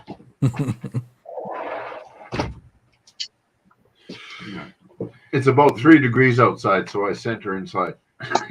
Yeah. Yeah, we're doing the Canadian thing for sure here. We're hanging outside because this is where we can smoke. And I imagine, Ryan, you got to be Johnson for a start. I'm about ready to wrap things up so I can go have one. Unless you guys want to continue on. Yeah, go have a smoke. We'll hold the fort. Let these. So, Zach, you're left-handed and you have no use for right hand. Well, of course. Why would you? Well, you could resell it to somebody else, I guess, or maybe give it to his family members. Good You buddy. could get a left-handed base plate. If you had a left-handed base plate, you could make it a left-handed Floyd. I guess, yeah, you can just swap all the guts over, right? Why would you want that, though?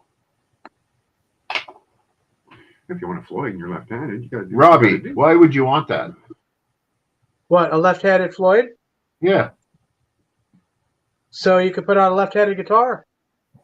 Yeah, The sure. coupling's on the opposite side. Yep. I was thinking on a right-handed guitar, why wouldn't the You put the bar on the fuck top. would you? Yeah, exactly. What is that? It's in my way all the time. Well, I guess if you wanted to be like Stevie Ray Vaughan with a Floyd. Dude, Yeah. I caught that thing the other day. Charismatic voice. I follow her. Yeah, She's the cool. girl. Did you see her do the Stevie Ray Vaughan Texas Flood? No. And the dude flips his guitar and starts playing behind his back and actually detaches the strap, reattaches the strap, doesn't miss a fucking note, and he's playing 5 or 6 bars behind his back and nailing it and swings it back around the front.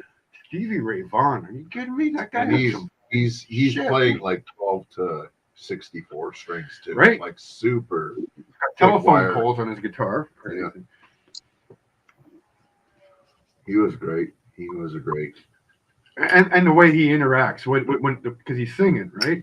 And he's playing and he's singing, and he melds the two together so good. Very good. And now to see Jeff Beck and Stevie Ray in the same show would have been. Yeah, Jeff's is a different level. Watching those two guys bounce off each other.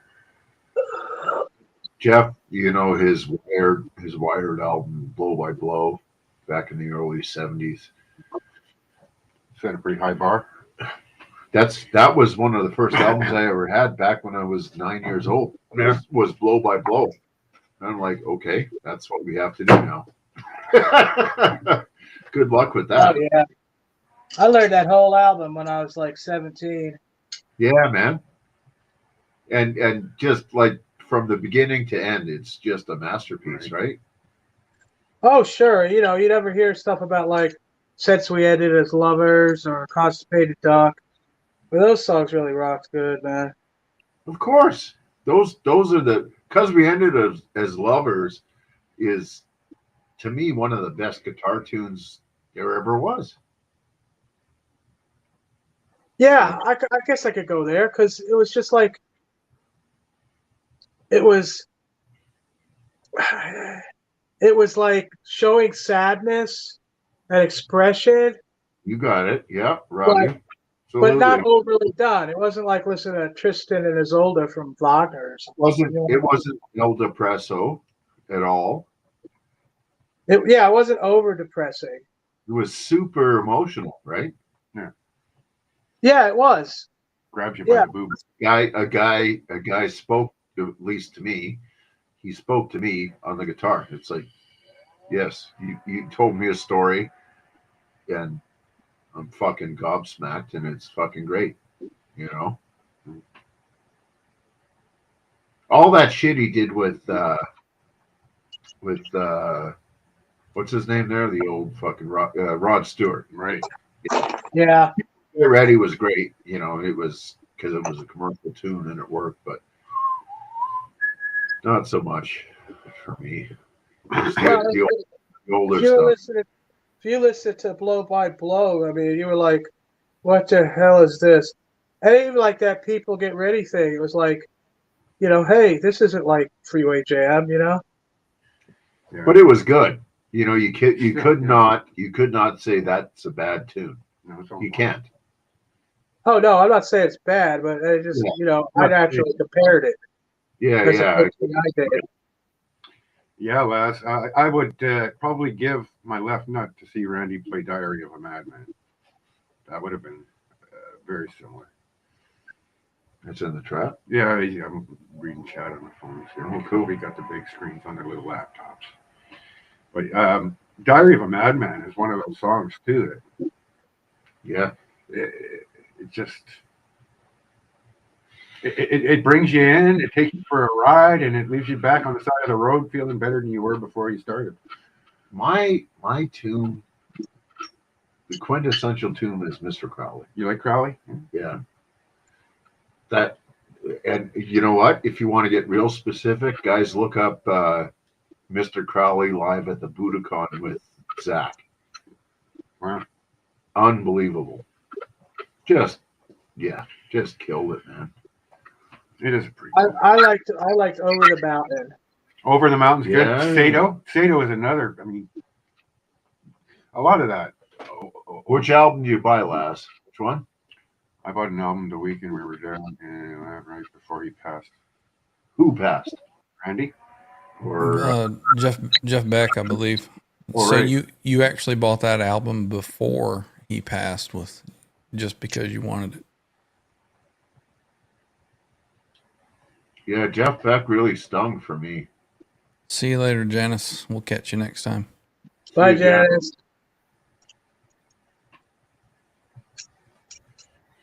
All right, this Floyd has a chrome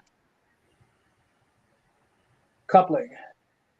I'd like to take a minute and thank Ryan for putting this show on and giving us something to do this Sunday afternoon. Yeah, man, it's been fantastic. And your Trans Trem stuff is just epic. Cool, thanks. Yeah, I knew you guys would get along. Yeah, we got to hook up. We got to hook up offline, my friend. Yep. I have been throwing around the idea, based on what Gibson does. I've been throwing around the idea of maybe selling that second one. You do say. I know a few people through the chat might be interested, but yeah, me being one of them. So it's I don't know. It's just an idea. And then I go back to the point of these guitars that I've sold in the past. I'm like, damn it, I wish I hadn't sold that. So I kind of lean towards maybe I'll just keep it. And right. You know, Ryan, I'm one of those guys that if a guy sells a piece that they love, I always give them first dibs on it back. First dibs on it back, yeah. I will keep that in mind. It's all about, I've got two of them, so they're so few and far between, and I know a lot of guys would really like to have one. It's almost like, I kind of want to offer it to kind of share the experience. Right here. Yeah. I know you would have a fight with CC. You'd probably have a fight with R2, R3. You'd probably have a fight with Rob Blackmore. So just tell me what your number is. Yeah, I'll put it in your PayPal account, and you can ship it out. Yeah, I don't know. That's a long way to ship it to Canada. I've done lots. I sold. Where are you at? Georgia. I'm in Georgia. Georgia. I sold a Bogner B. What the hell was that one? 101B, and I sold it to Tennessee. And it cost several $100. $200 to ship it. Insured and all that good stuff. Yeah. Have you ever played the Bogner Helios? And that's the one Bogner amp that would probably work for me. That's the one that has that high mid bark. Yeah. That's why I sold the 101B. Great amp, absolutely, but it had this low mid thing to it that I just couldn't dial out. And I was searching for a plexi tone, right? Yeah. And this goes back to the $5,000 is too much. No, it's not, because I spent $4,000 to try and get what I was thinking, and it wasn't right. And I held on to it for years and years just because. Miracle Man, come on. Yeah, absolutely, right? And you know what? I honestly think Miracle Man would have sounded better with the 949 or the H90 or whatever you got there set up. Just a little more width to it. Yeah. That's a great song. R2R3 says he sold one of his USA PV 6505 Plus because I have too many amps. Are you wishing that you hadn't done that, R2R3? Yeah, that's a pretty generic amp. Yeah. Rob says he's on the way to pick up the Trans Trem guitar, I'm assuming. No. Rob, you don't want it. Rob, let's put them all in the octagon and see who comes out. Come on, you want a Canadian brethren to have that guitar. I really, really think that Trans Trem is something that was really a underappreciated trim system. Too far ahead. Yeah, was if ahead. There was a comment in the chat earlier. I forget who it was, but I mean, of all the people who would have ever used one, I guess Edward was the only one who really tried to utilize it to its potential. Mhm. But even be able to use it, never mind the pitch transposing, to be able to use it to pull things in tune. Right? It definitely has a certain sound to it that is unmistakable. I call it, like the summer nights. On Live Without a Net, it had this certain growl to it with those EMG pickups and the trans trim on that. So what was that? Was that just the 85 and an 81 or what? They were both 81, I believe. Okay. Yep. Right. I actually have the original faceplate for mine. Let me grab this real quick. Don't forget, you got to have that little extra smoke holder at the end of that headless fucking headstop. That's a little piece of double-sided tape, I think. Edward had a thing there, so he could put his smoke on the fucking not headstock. And he's dead at 65. So, hey, don't encourage if I get another 12 years, I'm a happy camper. Look at that. Look at that. Come on. Look at that. Come on. I'll give you that $4,000 for that right now, man. I would keep on laughing on the whole day. Yeah, you should. It would take somebody offer me probably 15 to 20 grand for this for me to sell it. I was thinking definitely north of 10. Yeah. So you see the faceplate just is the top piece that mounts to that with these screws on the back. Yeah. So I still have the original faceplate, and it's loaded. And the guy that built Eddie's guitar, put Eddie's together, his name is Jeff Babbitts. Yes. He is the same guy that put this guitar together. Well, come on. So I, when I got it, and, I changed the faceplate, and these are all old stock pieces that went into here. Awesome. And I had him do a mod where there's just a little wiring attachment. I can unplug this faceplate and put the other faceplate back on. Modular. Within 10 minutes or so. So as far as keeping the original value of the Steinberger, I still have the original faceplate. Well, the beauty of it is that thing's going to easily fit in the coffin with you.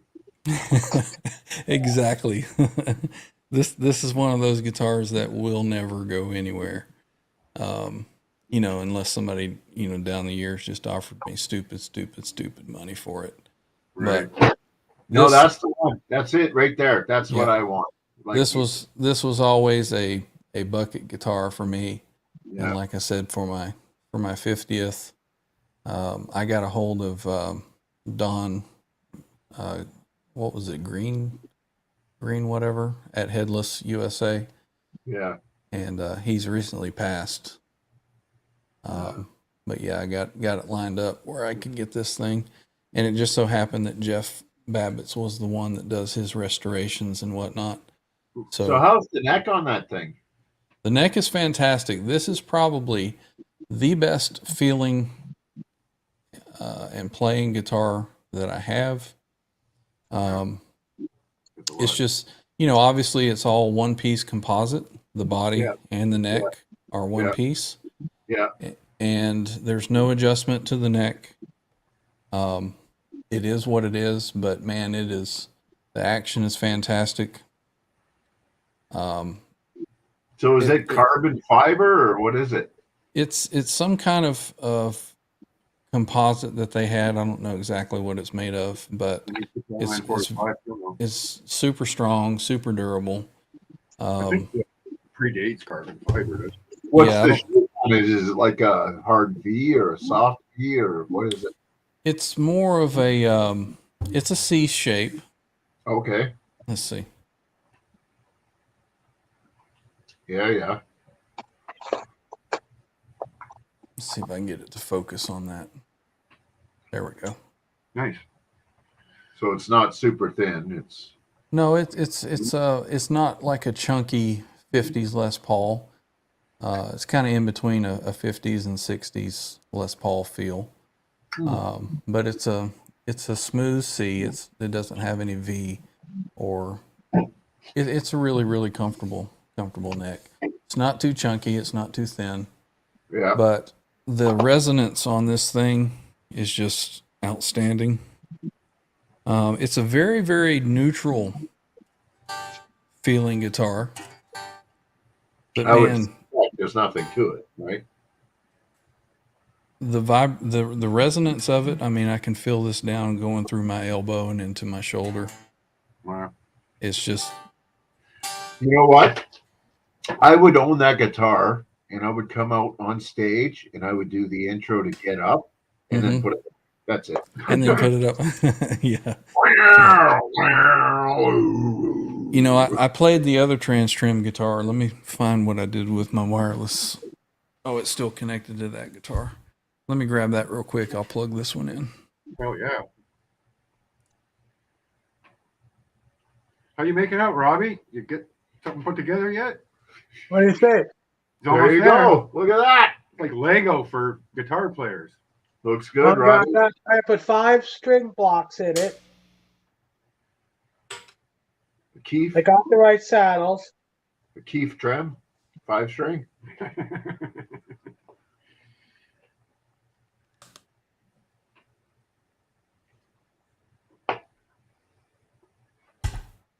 I gotta say, those titanium block saddles and titanium string lock, they make such a huge difference. I can't believe it. FU tone. Yeah, totally FU tone.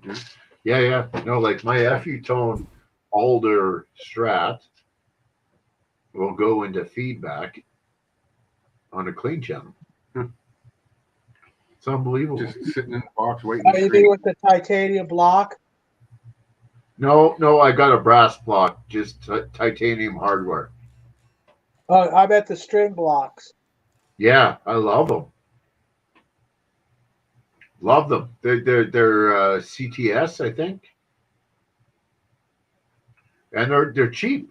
They were like under $50. All right. You guys heard the other Trans Trim. So here's the EMG growl. I'm gonna turn my main mic off here. We're gonna play Get Up, I hope. There's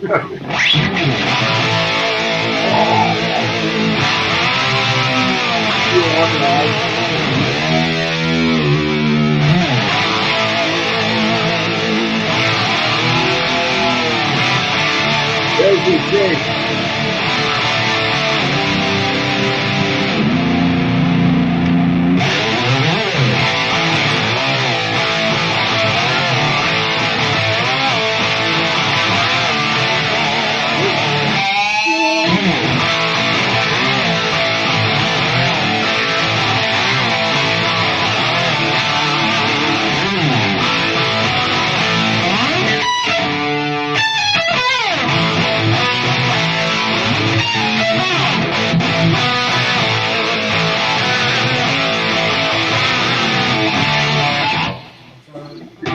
Can you play that little bit where he goes quiet there before the solo? Bum, bum, bum, bum, ba, da, da.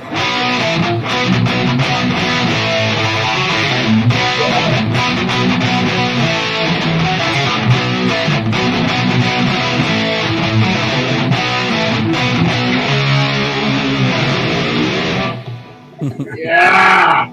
Yeah, man. Damn right.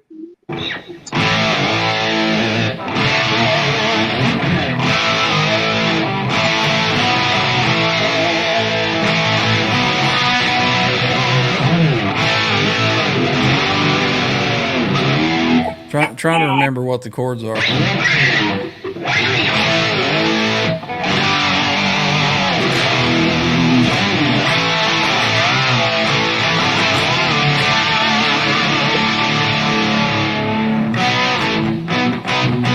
There you go.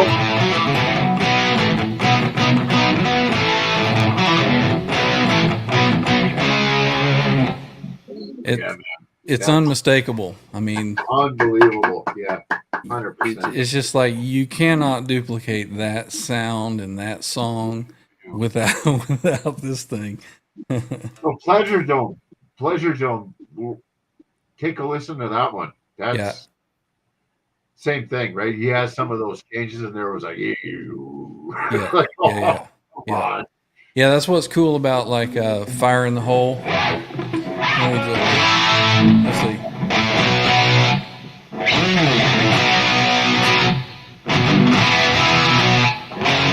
See, I've forgotten how to play everything now that I'm. You know what though? You're exactly like me. You got to play it from the beginning, otherwise you can't fucking do it. Yeah. It's like he's down in standard, and he's like, let's see. I'm trying to remember it from without the context from.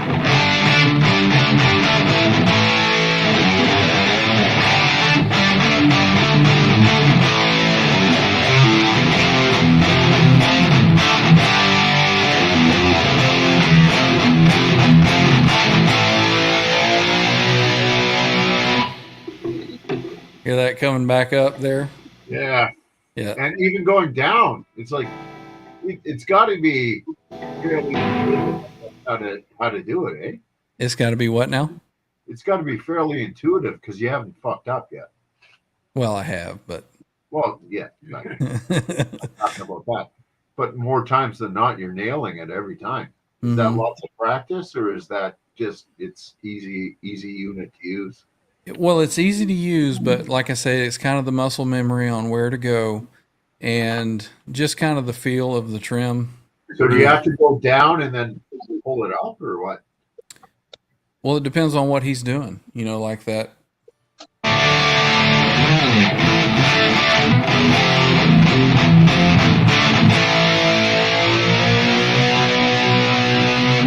You pull it up and then lock it in. Right? You pull it and then lock it, yeah. Say again? You can't wiggle once you're up. You can't wiggle once you're there, yep.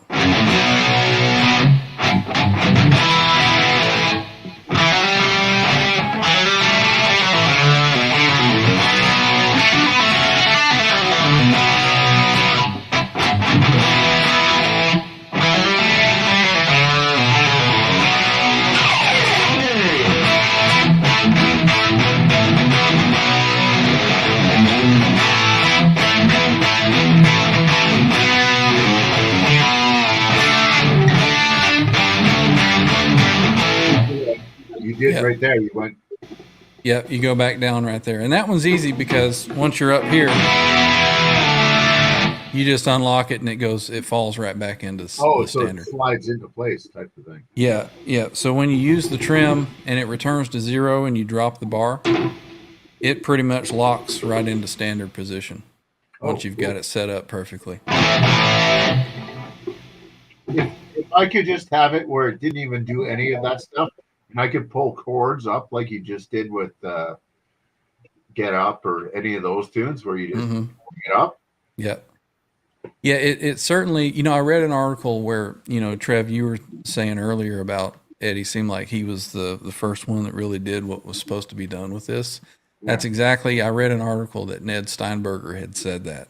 He said he gave a guitar to Eddie and immediately he started playing it and using it exactly how he had it in mind when he designed the guitar.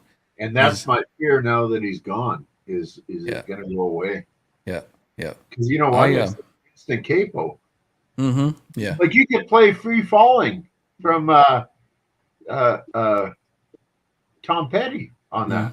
Clean your tone up, pull it up 2 steps, and then you're playing Free Falling in D, right? Yeah. Well, 2 steps up is going to be, what is it? Is that C? Or is that A? I pulled that out of my ass, if I'm going to be honest.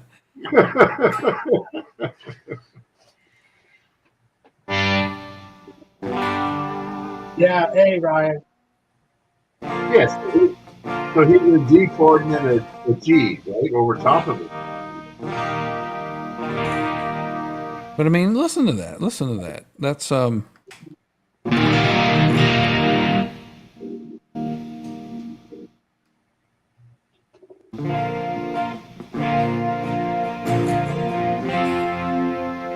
up 2 steps. Yeah. So that's like instant capo. Yeah. And it's in tune. And it's in tune, yeah. I like mean, it's not sort of in tune. It's in tune. Yeah. So if you wanted to play some Motley Crue where he's in what D standard, right? You know, you can drop it down 1.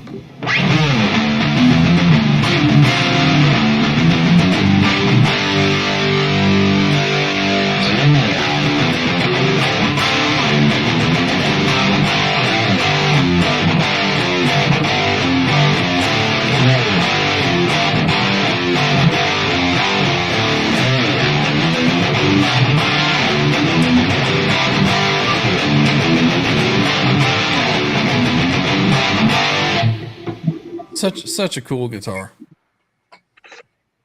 Yeah, I had actually I was playing around with it, and I was like, well, let me come up with a cool riff like Eddie did, you know. Yeah. And this is what I came up with. It's not as cool as anything Eddie did, but.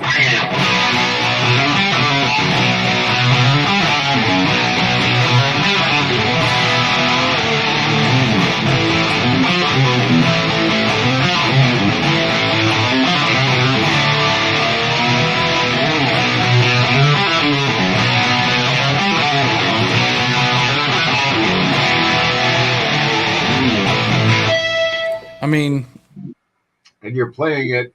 You're basically playing that same riff in the same. It's the same riff, just moving the key of it. Yeah, that's killer, man. That is because you know you can do a certain way that you play a riff with the pull-offs. Yeah, you know, sounds different. Yeah, for sure. So if you can change the key and play it in the same spot, you can do the same kind of pull-off thing. It sounds really cool. You know. Yeah, it does. Yeah. So you did one there where you did a little. Mm-hmm, mm-hmm. That's the ones I like. Is not your standard all the way down. It's like yeah.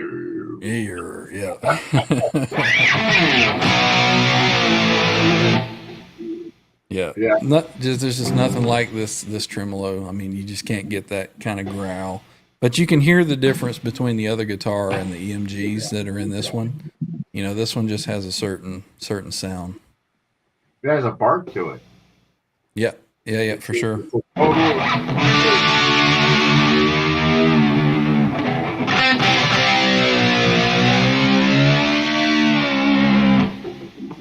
would never play a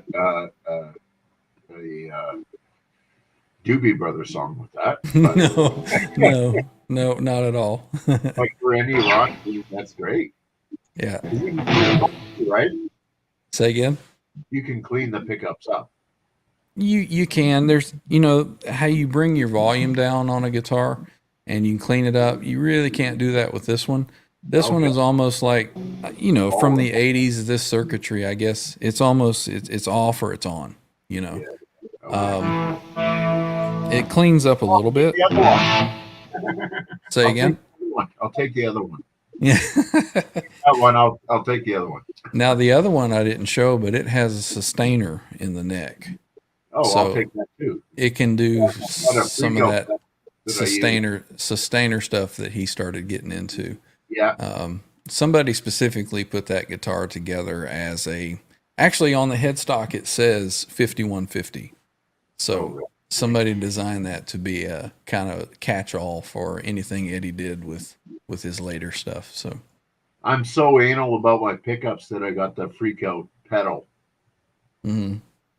So I can do all the sustainer stuff on the ground, right? With the latching or non-latching switch. Yeah. But yeah. No, I'll take that guitar. Well, we'll see what I decide to do with it. So yeah. If you want to sell it, I'm here. That's all I'm saying. So where are we at, Robbie? You got a Floyd all put together, you said? Well, first on the guitar that I pre-assembled today. Oh, wait. Hang on. Open the blast doors. Sounds like you. The microphone gets Open the blast doors. I've lost sound again. It's kind of gone tinny on you. All right, I'll be back. You guys know that. Open the blast doors. At least it didn't make you sound like this. He sounds like he's in the London Tube. Yeah. His phone, for whatever reason, the compression or whatever kicks into like I'm in a tunnel or in a stormtrooper helmet kind of thing. So let's see. Here he is. He's back. Am I back? Yeah, there you are. Now you're normal. All right, first, the guitar that I pre-assembled today, when it gets done, painted by Marty Bell, it's going to get this decal. Now, is it decal or decal? I'm saying It's decal. decal. It's America. Canadian, so we say decal up here. Decal. This is a bigger font than what they sell at EVH. Right. Edward originally used the bigger letters. Right. Yep. For a short time, that's what these are. That's what's going on this guitar. Now, meanwhile, back in the ranch, we've got some breaking news, Ryan. Uh-oh. Over to you, Robbie. What's the breaking news? Who died today? Well, Ryan, seems like Robbie Stingle has been busy rummaging around his parts boxes and has fully assembled a functional Floyd Rose from the 1980s, early 80s, with nice tolerances and tight fine tuners. This Floyd will be given away Saturday night, Straturday night on Johnny Bean, when we go crazy.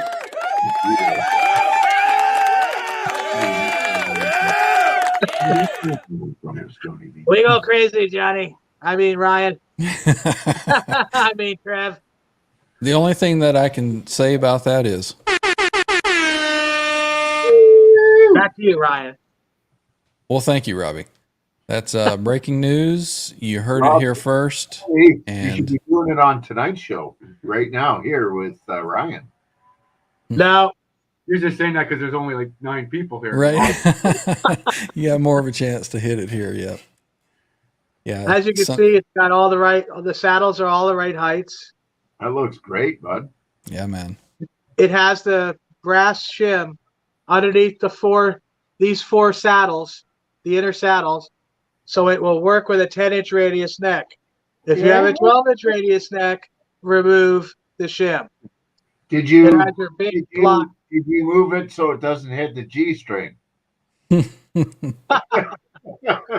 has a FU-tone big brass block, which does not work with my full tube setup, with no solid state preamps whatsoever. Right. So I and the rest of these are parts. It's got the chrome bar and a chrome coupling. It has a little piece of chip paint over here on the base plate, but this is an 85 base plate. Is that a screw in or a press in one? Oh, this is a screw in one. Yeah, So you the have a real call- deal, man. I don't do that other crap. Hell no. He No. doesn't do that other crap. Yeah, well, we're off now. These saddles are not original 85 saddles. Yes. Yes. They will work. They have blocks. They Yeah, I will know. work to the right size. This No, is no. just No, it's all later on. They shift to the. If you buy new saddles, they probably have the dots, on them, lines and dots. Sometimes a number. Yep. I got to have like the original, 84 saddle, 85 saddle. Yep. Wait, hang on a minute. Robbie, we have breaking news. Joining the stream, Mr. Rob Blackmore official. Nice. Hi guys. What's up, Rob? How's it going? What's up, Rob? What's going on? How you doing, Robbie? Doing all right. How about you?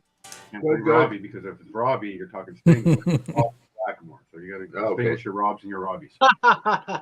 Ryan, Yes, sir. when are you going to spin for that Steinberger? I'm here to win it. I don't know. I don't know about all that now. Come on. I'll say like Johnny says, when I hit 1 million subscribers, I'll give that guitar away. Perfect. Don't What you say been that. up to, Rob? And don't say Not- that. Not too much. still dealing with the issues of the detuna, but that's not stopping me. Hmm. You know, mostly stuck on the Kramer. You guys were mentioning about the Les Paul Gibsons earlier. Mhm. This Friday, it just happened to fall in my lap. Yeah, you said it was a Appetite for Destruction. Is it an Epiphone or a Gibson? It's an Epiphone. Okay. Yeah, it was just the night before last. My wife and I usually just retire up to the bedroom about 7 o'clock, just to relax after all day.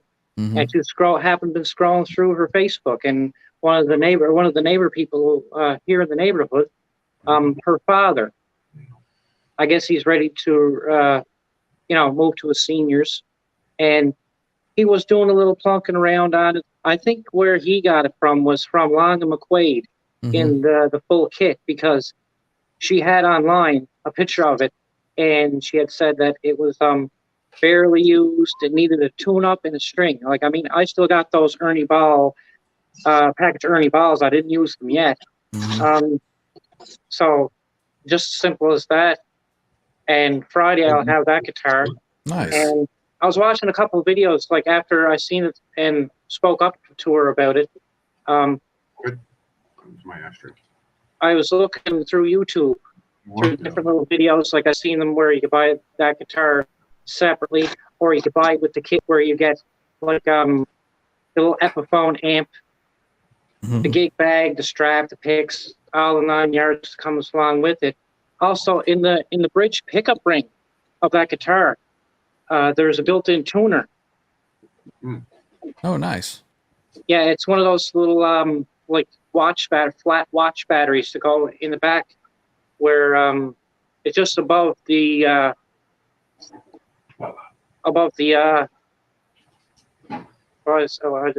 it just missed me. The volume pots. It's just like a little door you open up and you can see the gear, like the volume pots and whatnot inside, and it's just on the door of it. You just slide the battery in and you just touch on the top of the pickup ring, and it turns the tuner on, and it goes by lights. Very nice. Yeah, I think I remember seeing that on one of those models. That came standard with that model that came with the little amp, right? It's like a little starter pack or something. Yeah, I watched a guy demonstrate it last night. He had I think he had Black Star with cabinet with 412s in it, and then he had Mesa Boogie, and then he had his rack, and he was just using. He said he didn't want to use any of the bigger amplifiers or the rack. He wanted to use what came with it to show what people like entry level beginner guitars would get and what it would actually sound like. I mean, it's the Epiphone amp is probably I'm assuming it's either anywhere from 15 to 25 watts. I don't think he didn't really give the full details of the amp. Like he just plugged in and started playing, and it sounded like a really high treble, thin sound. He didn't have there was no really tone to it. It just sounded like those old little square tabletop amps that are no bigger than maybe a tablet. Like a little pig nose or something. Yeah, it sounded like that kind of like tinny sound. But I've seen other videos where somebody had actually plugged in with the guitar and instant slash. Nice. So you're getting that next Friday, you said? Yeah, this Friday coming. Yeah. Cool. So we're gonna see some videos on your channel. Well, right now. I started a new YouTube channel. I was thinking about contemplating it last week there, and what I was having the problem was I was watching one of Johnny's videos, and on the very bottom where you see our names down at the bottom of the screen, I seen Prism. I was like, what's Prism? So I looked into it and I downloaded it, and I started the YouTube channel, and it was giving me all this here preliminary. You have to wait 24 hours and have 50 plus subscribers in order to go live. And then I was like, there's StreamYard. So I looked in the StreamYard, and I had asked Johnny in the private DM how to go about it, and he said you just simply connect your YouTube to the StreamYard, So Mm-hmm. between the StreamYard and the Prism, I was kind of missing a little bit of information. Then I was sitting here thinking, I was like, okay. I went to the StreamYard and I connected my YouTube channel to that. And then that's when you guys, I don't know if any of you seen the little video that I had, not the short, the little video where it says Rob Blackmore Official on it. I did it at the last minute, like a test live. Yep. And I just left it. But what I'm trying to do in the meanwhile is just how I'm trying to create an opening. Almost the same way, not trying to copy Johnny, but trying to have like an opening when I go live. Like I did a video the other day. I couldn't upload it because I'd be hit for copyright. So I had to go the next day. I had to try to go through apps on my phone to create an opening. Like I have this app. It's called Video Glitch. You can take photos or you can take pre-recorded videos into this Video Glitch, and when you create it, or put a photo there or a video, down in the corner it says video or a video cook or something like that. You just touch on that, watch an ad. When it's done, close it. It takes the watermark off the video. But the cool thing with that Video Glitch is you can go in and you can make it like a retro look filter over your video, or a film strip running along, or if you want, it's like almost like a mini editing for video sort of thing. Right. And I had to go about the whole thing the next day, and I was like, okay, great. I got it done without the song, so there's no copyright tags. Then I watched it back, and it was really blurry because then I switched over and I watched it on my tablet, and it was like really pixelated and blurry, and I was just like, delete, leave it for a couple of days, come back to it, and think of a couple other ideas maybe. Yeah. I wonder if there's a limitation on the video resolution that they allow you on like a trial version or whatever. Like StreamYard, it won't let me stream at 1080p, so I have to do 720. But if you pay for it, whenever I go on Johnny's show, I have the option to do 1080p. So there may be some limitations to it. Now, are you just recording with your phone, and then, or if you're going live? Well, obviously, right now you're on your phone or a tablet or something. I'm on my phone. I got this here little mini stand I bought at the Dollarama here, and it allows me to sit it on a tabletop tripod, but I can fold the legs and I can hold it as if I'm shooting something. And it also has like a little built-in mini LED light on top. Okay. I don't usually turn that on, but you can see the difference there when I turned it on, how bright it got. I just didn't. I don't turn it on. I rather have the natural light for, like, in case if you guys are watching me on a bigger screen, so it's not like I'm standing behind like an opaque glass or something to that nature. Yep. Let me see if I can. I put this thing together. This is a 20,000 mAh battery pack, and I got a car where you'd put on your windshield holder for the phone, and this thing will charge my phone 5 times. So, I mean, I could stream for probably 48 hours plugged in on that thing from my phone. Put that together for $60. Yeah, cool. Let's see.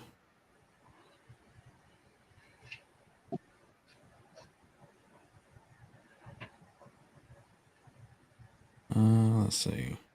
Ryan's definitely leading the way, though, with his AX7. You can't really beat a Sony for streaming. Panasonic. Trying to find, let's see, here we go. Camera, front. Now, see, when I just went live with you guys, last time, Ryan, I went live with you, it was strictly through your link on StreamYard, and it went completely through. I also have my YouTube now, like I said, linked to StreamYard. Now, this time when I just clicked on your link and come in, StreamYard took over. Right. Once you have an account with them, it's a little bit of difference. So it's like, okay, you're logging in and you're going on this guy's channel versus some random from the internet coming in and dropping on the show. I noticed that as well. All right, let's see, let me mute that. Well, It's looks just like to get John- myself more familiar with it because, like I've seen like the little tags down in the corner, like when a video ends, or if you look at the bottom of the video and you see all the title of a video and you see the hashtags. Like I would imagine either somebody adds it in there or it automatically generates at the bottom from their app. Mhm. I'm assuming. So this is let me pull this in real quick here. All right, so this is my setup here. I've got a Sony A7 III camera, Mhm. and then of course my key light there, Yeah. which is all running through. I've got this is my chat, everything over there that I can see. Right. My main screen, my computer there, and this is that mixer that Rode Procaster 2 that I talk about. Perfect. So right here is my main microphone. This is my dry guitar signal, Right. and then I have 3 and 4 right here on the same slider, and that's my wet left and right. Yeah. So I can control, how much I send out. I got all that right there. So that's kind of my setup. And then my workbench over here, obviously my microphone there, my Eddie photo. Oh yeah. But my workbench, I have there where I can sit up and work on my guitars. And then I got a laptop if I need to sit and do anything on anything there. That's that's a Zoom mixer that I had at one point along with a Go XLR right there that I used to use. My homemade 5150 hat. So, and then of course, The rig. the rig. Yep.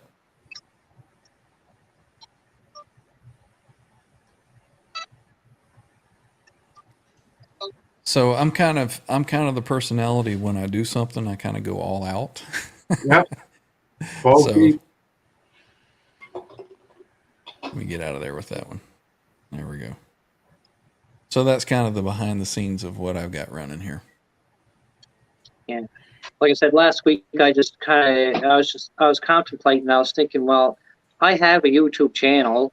I mean, Yeah. I didn't utilize like going live or anything. I was just on there watching normal, like put together guitars and stuff like Robbie would do, or watch different reviews on guitars or music videos or whatnot, and watching Johnny when he goes live. I said, well, maybe I should. I mean, like, Why not? Yeah. Jump Well, in. I the whole agree thing with the whole thing you guys were talking about earlier. Like, how do you play? Do you play sitting down? Do you play standing up? Like, if I come up here and I'm playing where I have this my cell phone, I usually have the Fender Mustang. I have it sitting on top of the bedside table, just plugged in and standing here and playing that way, or just roaming around. I have a 20-foot cable, right? But I think in the near future I'm going to resolve that with just the wireless. Those little ones, the little. I think you have it, Ryan, because I was watching your video on your rig this morning as well. When you're over further, where you have your little Eddie Van Halen Funko Pop, you can see just as you go, it's plugged into the top. Yeah. Yeah, I was thinking about that in the near future. That was just playing it. That was one of the X2 wireless systems that came out.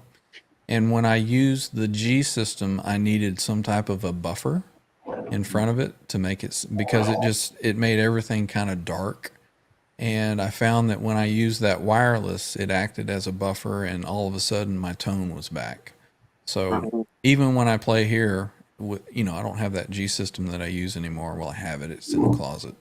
But even through this stuff that I play, I've just always gotten used to just playing with a wireless. So even at home, just sitting here, I use the wireless instead of a cable running back. And, what was the range on those? It's a pretty good range on that one. I never had any issues when I played live with it. I've had that since 2010, so it's a good 13 years old. But it's a really, really good wireless. They got bought by Line 6 because of the technology that they had. There's no compounding is what they called it, and it's not as digital as some of the other stuff. So Line 6 bought the technology, and any of the Line 6 stuff that you buy now is kind of similar to what that is. Okay. So, you know, the technology has moved quite a bit over the years, and I've just never had any need to upgrade it. But, you know, the little small pedal wireless that Line 6 sells, I think it's probably going to be comparable to that what I've got. So that might be a good cheap solution for you. Yeah, because the reason why I purchased my wife had gotten me a Samsung tablet. What I was trying to do is where the Fender Tone app, you can go over there and you can mix and match virtually online. It's like this here, the Fender Mustang amp. They give you 30 presets that you can play around with and adjust with all the trimmings and all the gear, but they also give you 30 additional empty presets. And what I was trying to do was like actually like if like they're saying you need something else other than a phone, because it's the Fender Mustang LT25s do not have Bluetooth in them. Right. So I was figuring, you know, maybe a tablet. They're saying a laptop or a tablet where you can connect it from the micro USB to the other micro USB or the normal USB in a laptop, and then download the Fender Tone app and go in and mix and match and create your own and download it to your app. Or if the software in the amp needs an update, you can update the software through the app. But Gotcha. what I was kind of mistaken with the tablet, it still didn't work. So I have that as a backup if something for whatever it would happen to with my phone. I mean, I got a Samsung A21, which is great. I mean, but I think they should have, you know, kind of like Fender should have adapted it down to the tablet portion, or even more so, where you would need to use Bluetooth to connect in order to use these presets or download them, save them to this Mustang amp. Gotcha. Yeah. What kind of phone do you use, Robbie? Is it Android or iPhone? It's an Android. It's a Samsung S10e. Okay. Now I know that when like Johnny goes live from Guitar Center and he goes and he plays, you know, these 5150 iconic amps and everything, it sounds pretty good. So I don't know, like Robbie, when he plays through his, I think it overloads the phone. So, you know, R2, R3 was talking about getting an interface and then building off of that. And I think if you're going to get serious about streaming on YouTube, probably some type of an interface that you can plug into. If you're going straight into a phone, there's like a 12-second rule where you'll get 12 seconds of goodness, and then it starts compressing. Yeah. If you're playing clean, it doesn't compress. But it picks up, the algorithm picks up that distortion in the guitar amp as being road noise and tries to cancel it out and smash it down. Yeah. So, like, I mean, I can use these presets in this Fender Mustang LT25, but in the closet, I got old school too. Just give me 1 second, I'll show you. Yeah. We've got a bunch of brisket that was smoked for 28 hours. Oh, and it's good to go. Can't stop you guys from eating that. Nope. I can almost smell that over here. Oh, wait. That's my wife cooking upstairs. Yeah, it's not bad, guys. But even Rob, like on like you said it's a LT25 that you use, a little Fender. Yeah. There should be like a line out with that.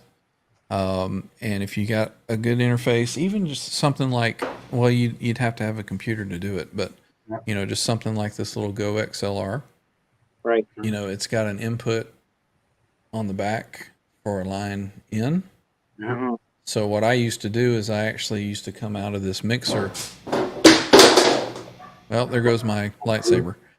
That mixer that I've got over there, I would come out and then I'd go stereo into this line in, and that's how I used to run even that through here.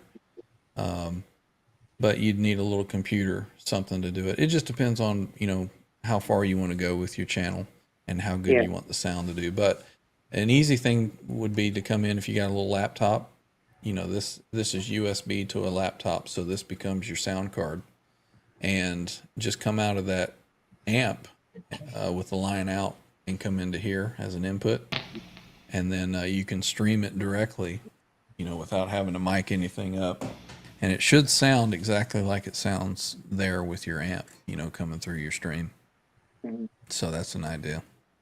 Well, Six Finger, we'll catch you later, dude. I bought this quite a few years ago. When I was out with you guys a couple of weeks ago there, and I was showing the Slammer Hammer. Mm-hmm. I had bought the Slammer Hammer, but before I bought the Slammer Hammer and the case with it, I went in to my buddy's shop, and it was owned secondhand by one of the clerks there, and he had it in the showcase for sale. And I still have it. It still works perfectly fine. And it's this. Okay. Yeah.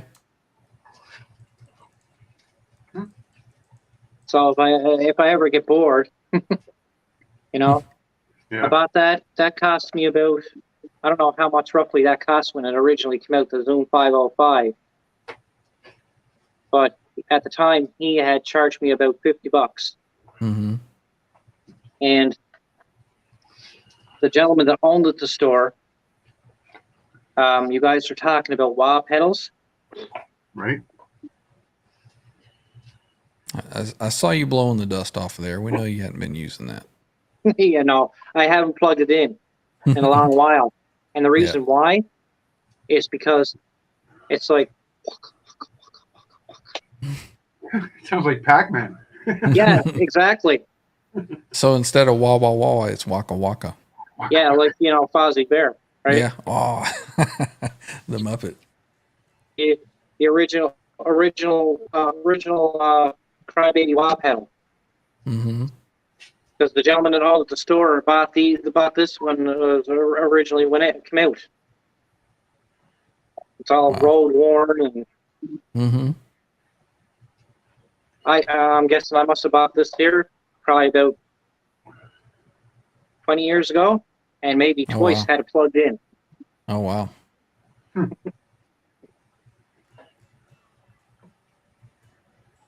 Well, you might have to remedy that. They say that Eddie's was a Crybaby that he had used, and it had worn the potentiometer, and that's what they copied when they made, because he liked the sound of it worn in like that. So they copied that and made the EVH pedal. Like this here, it won't even stay up. Mm-hmm. Now there should be an adjustment. Is there an adjustment, Allen wrench, that you tighten that? If you look between the switch there and look down, look down in there. Do you see like a little Allen head? Yeah, straight down. Yeah, it looks like a screw nail. Yeah, I think you turn that and it'll tension the pedal. Cool. There you go. Yeah. Not for that much It says on the bottom of it here, patent SNAA03J595. It's a Jim Dunlop anyway. Looking here on Reverb, $300 for a EVH wah pedal. What? Yeah, nope, ain't gonna do it. 300. Well, that's 300 Canadian. Yeah, so that's 230, 240. No, they shouldn't be that much. No. Let's see. Yeah, have a look. Let me see where the place I bought mine was. How much it was. Let's see. I think I paid like what for this here Crybaby? I think he charged me like $20. Oh wow. It sounds like $20. It looks like There's 4 people left in the chat, so it's basically us. It's just us. That's all right. So the place that I bought mine, it says US $169.99. Yeah, so that should be $200 Canadian. Yeah. Plus shipping and that. Oh yeah. Not 300. Well, what can you do? R2's still here. Yeah, R2, R3 is still in here. He says he has 6 WAs, including the EVH, and he has a problem. I don't think you have a problem. I think that's normal. It's fine. That's fine. Yeah, no worries. We all have gas sometimes. Like John's got Bless you. himself a brand new fancy pedal board, more real Bless estate. Got the line switcher. Mm-hmm. So guess who gets his old one? Nothing wrong with some good hand-me-downs, right? And you've seen my pedals run. I've got 4 pedals. It's going to be 1/3 of the real estate on that board. Right. That's too big. Everybody said, there's no such thing as a pedal board that's too big. Yeah, you can always continue to add to it, and eventually it'll get to be where it's too small for you.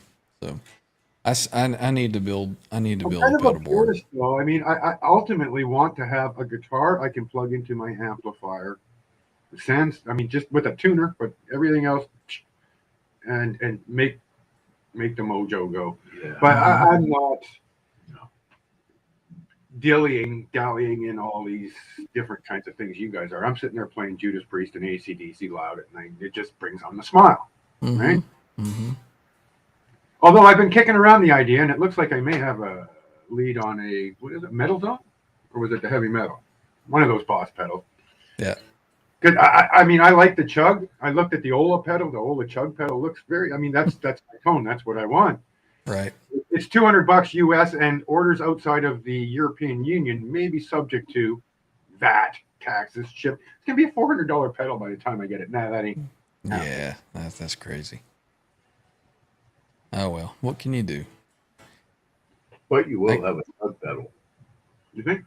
Yeah. I guess it depends on how much you want it to make you smile, whether it's worth the Or coin. you can wait. Well, I kick around with the gas syndrome, and maybe I should get this Wolfgang guitar with all the burrow and shit. And it's like, I've got all the tools I need to make myself smile. I just got to sit there and do it. Shut up and play your guitar. Right. John, I'll tell you something. I'll tell you something, John. Is that your name? Yeah. Okay, I'll tell you something. The Wolfgangs, up to this point, I just the first guitar I bought in the last little while was the Wolfgang Special Satin Surf Green. Okay. Yeah, let's see it. Nice, brother. Yeah, beautiful. Sweet. Beautiful guitar. Beautiful. Yeah. And just like Eddie says, like I know a few chords, I know how to pick around, chum around on it. But just like Eddie would say, it comes from somewhere else, and you're the filter, and it comes through you. It is 100%. All this shit Absolutely. These were none of Nice. it was a question. $1,000 Canadian. So $500 down, $50 a month for a year. And can you see the burrow on that? Yeah, barely. Mhm. And that's the standard, right? Yeah, it's a cheap Yeah. one. Right? Entry level, but still. This one here, $1,700 or more. Yeah. Yeah. Ooh. And you're talking Canadian dollars too, right, Rob? You're Canadian. Absolutely, yeah. With no case. So right now, This- the Canadian. This guitar, I was online, I was looking at the Wolfgangs, and then I went along the McQuaid, and I looked here locally through Facebook. This Right, yeah. guitar is secondhand, brand new. I walked into Long McQuaid, and I had to put $700 Canadian down. Yeah. And then when the payments kicked in, once he got the final $100 for the equal up for the $700, Mhm. I walked in with this and the Mustang LT25, and I'm telling you, I had a smile on my face Mm-hmm. because the second day or third day, I was here, my wife was out, and the young guy next door, he's probably about 18 or 20 years old, and he plays an acoustic set of drums. He has no rhythm. He plays like Peter Chris. Wow. Up, down, up, down, up, down, up, down. It's the same thing. No rhythm, no change. I put this on.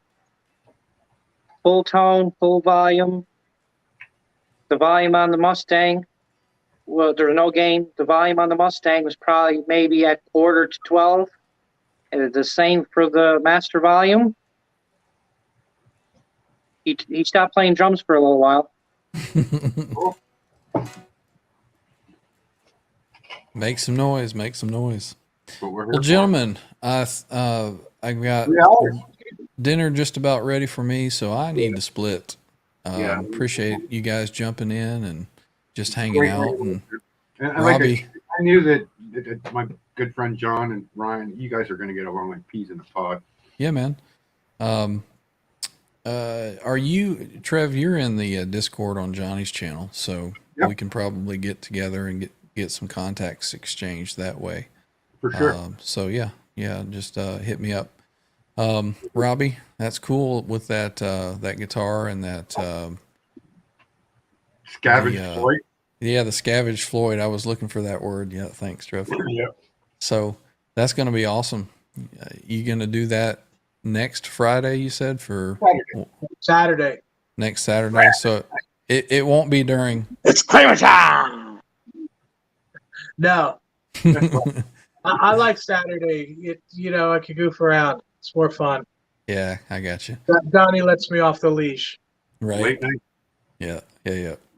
So I'm gonna wrap it up. Thank everybody for coming in and hanging out. Everybody in the chat for hanging out. I know it's kind of just an impromptu on a Saturday, but that's been pretty cool. We've been almost 3 hours now, so definitely gonna have to keep doing this again. Thank you so much for your trans trim stuff. And, man. Yeah, I enjoy sharing that stuff. It's like I say, it's a joy to own that thing, and I like to share it. So, no, what's John's last name? John DeShane in the chat. Oh, cool. I'll have to say hey to you and stuff. Yeah, for sure. Brother. We'll keep look out for you. But anyway, I'm out. Thank you guys. Yeah. Thanks. We'll see everybody next time. It was fun. I'll see you, Ryan. When I get the Les Paul on Friday, I'll send you a DM through Facebook. Nice. Okay. All right. That'll work. All right. We'll see you guys later. Catch you all next time. Take it easy, man. Rock on. Guys. See you, R2, R3, everybody in chat. Peace out. Adios, amigos.